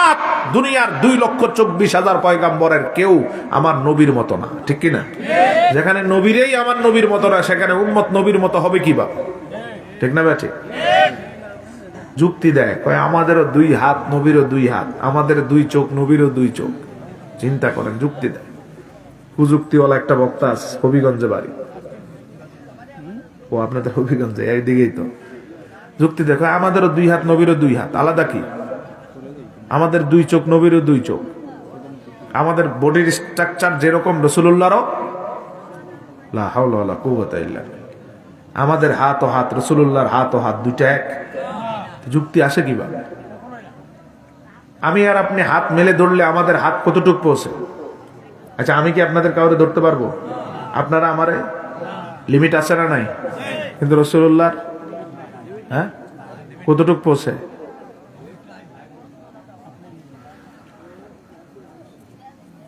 ইমাম হাকিম মুস্তাদরাক আলা সাইয়্যিদ হাদিস বর্ণনা করেন, নবীজি হাত বাড়ালে হাত কোথায় যায় দেখেন। আল্লাহর হাবিব সাল্লাল্লাহু আলাইহি সাল্লাম একবার মদিনার মসজিদে নামাজ পড়ছেন। নামাজরত অবস্থায় নামাজের মাঝখানেই রাসূল সাল্লাল্লাহু আলাইহি সাল্লাম হাতটারে এইভাবে উপরের দিকে উঠালেন। সুবহানাল্লাহ। নামাজের মাঝখানে এইভাবে উপরে উঠালেন, এরপরে আবার এভাবে হাতটা নিয়ে আসলেন, নামাজ শেষ করলেন। সাহাবায়ে কেরাম বললেন, ইয়া রাসূলুল্লাহ, নামাজের মধ্যে হঠাৎ দেখলাম আপনি হাত উপরে উঠালেন আবার নামালেন, নামাজে কি নতুন নিয়ম সংযোজিত হলো নাকি? আমরা এখন থেকে কি এভাবে নামাজ পড়বো? নবীজি বলেন, না, আগে যেভাবে শিখিয়েছি এইভাবেই নামাজ চলবে। আজকে আমি ভিন্ন কারণে হাতটাকে উপরে উঠালাম। সাহাবায়ে কেরাম বললেন, ইয়া রাসূলুল্লাহ, কেন? নবীজি বলেন, আমি যখন পড়তেছিলাম কুতুফুহা দানিয়া, যে জান্নাতে আঙ্গুরের থোকনা ঝুলবে, এই আয়াত পড়া অবস্থায় আমি আমার চোখ দিয়ে দেখছিলাম জান্নাতের আঙ্গুরের থোকনাগুলো মৃদু বাতাসে ঝুলতেছে। আমরা যা দেখি তিনি তাই দেখেন, তো চোখ দুইটা ওনার, দুইটা আমাদের এক হলো? রাসূলুল্লাহ সাল্লাল্লাহু আলাইহি সাল্লাম বলেন, যখন দেখলাম জান্নাতে আঙ্গুরের থোকনাগুলো ঝুলছে, তখন আমার মনে হঠাৎ উদয় হলো, দেখি তো একটা আঙ্গুরের থোকনা আমার সাহাবীদের জন্য নিয়ে আসি। এই কথা মনে করে আমি হাতটা উপরের দিকে উঠালাম। 7 আসমান, আরশ, কুরসি ভেদ করে আমার হাত চলে গেল আল্লাহর জান্নাত। 7 আসমান ভেদ করে, আরশ কুরসি না, আরশ কুরসির নিচে জান্নাত। 7 আসমান ভেদ করে আমার হাত চলে গেল কোথায়? তা আমাদেরও 2 হাত, নবীরও 2 হাত এক। হ্যাঁ, আবার মুসনাদে আহমদের বর্ণনা, রাসূলুল্লাহ বলেন, একদিন আম্মা জান উম্মে সালামা রাদিয়াল্লাহু তাআলা আনহা রাবি, আল্লাহর হাবিব সাল্লাল্লাহু আলাইহি ওয়াসাল্লাম বলেন, একদিন জিবরিল আমিন আসলেন রাসূলুল্লাহর সাথে কথা বলার জন্য। ঠিক এই মুহূর্তে ইমাম হাসান, ইমাম হুসাইন, একজনের বয়স 3 বছর, আরেকজনের বয়স 4 বছর, 1 বছরের বড় ছোট ওনারা। রাসূল একজনকে ডান উরুতে, আরেকজনকে বাম উরুতে রাখলেন। জিবরিল আমিন আবার বলতেছেন, ইয়া রাসূলুল্লাহ, আপনি এই নাতিগুলোরে পরম ভালোবাসায় আগলে রাখেন, কিন্তু অতি দুঃসংবাদ হচ্ছে এই 2 নাতি শাহাদাত বরণ করবে। রাসূল চোখের পানিগুলো ছেড়ে দিলেন। ছোট্ট 3 বছর 4 বছরের বাচ্চা। আল্লাহর হাবিব সাল্লাল্লাহু আলাইহি ওয়াসাল্লাম, আম্মা জান উম্মে সালামা বলেন, আমি দেখলাম রাসূলুল্লাহ সাল্লাল্লাহু আলাইহি ওয়াসাল্লাম এভাবে ডান হাতটারে প্রসারিত করে সামনের দিকে নিয়ে গেলেন। একটু পরে রাসূলুল্লাহ সাল্লাল্লাহু আলাইহি ওয়াসাল্লাম আবার হাতটাকে এভাবে নিয়ে আসলেন, নিয়ে এসে হাতটা খুললেন। আমরা দেখছি রাসূলুল্লাহর হাতের ভিতরে লাল মাটি। সুবহানাল্লাহ। আল্লাহর হাবিব জিবরিলকে বললেন, জিবরিল, এই হচ্ছে ইরাকের কারবালার মাটি, যেখানে আমার হোসাইনের রক্ত পড়বে। 3 বছর ইমাম হোসাইনের বয়স। মদিনার থেকে হাত বাড়ালেন, সেই হাত চলে গেল ইরাকে। আল্লাহু আকবার কর। তো মত কথা পাই, মত আমাদেরও 2 চোখ, রাসূলুল্লাহরও 2 চোখ, মত। বুখারীর বর্ণনা, নবীজি বলেন, ইন্নী লা আরা রুকুআকুম ওয়া সুজুদাকুম, ও আমার সাহাবীরা, আমার পিছনে তোমরা দাঁড়িয়ে নামাজ আদায় করো, আমি ইমাম, তোমরা মুক্তাদি। বিদায় হতো 1.25 লক্ষ সাহাবী রাসূলুল্লাহর পিছনে নামাজ পড়ছে, ঠিক না?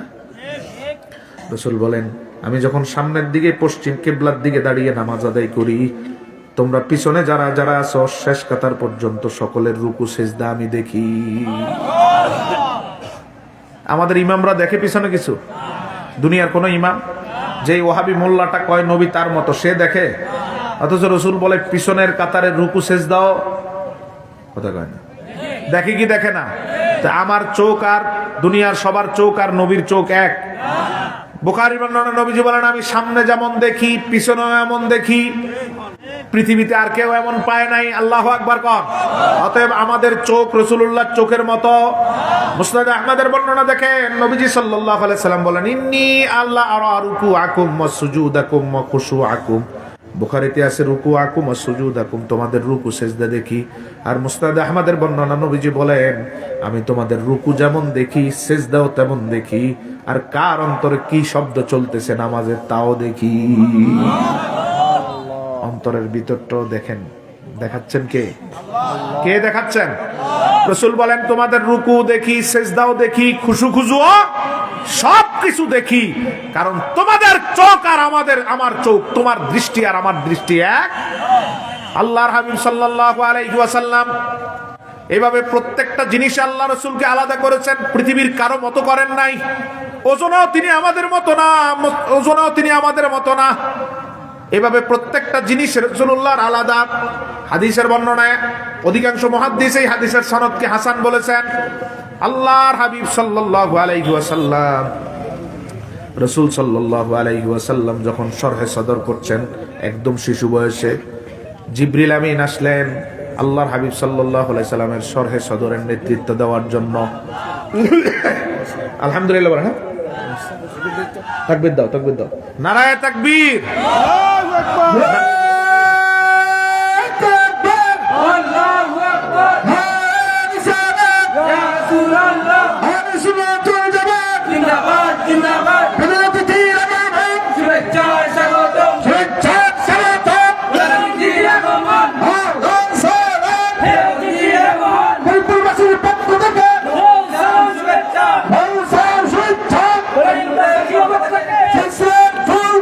জিন্দাবাদ জিন্দাবাদ,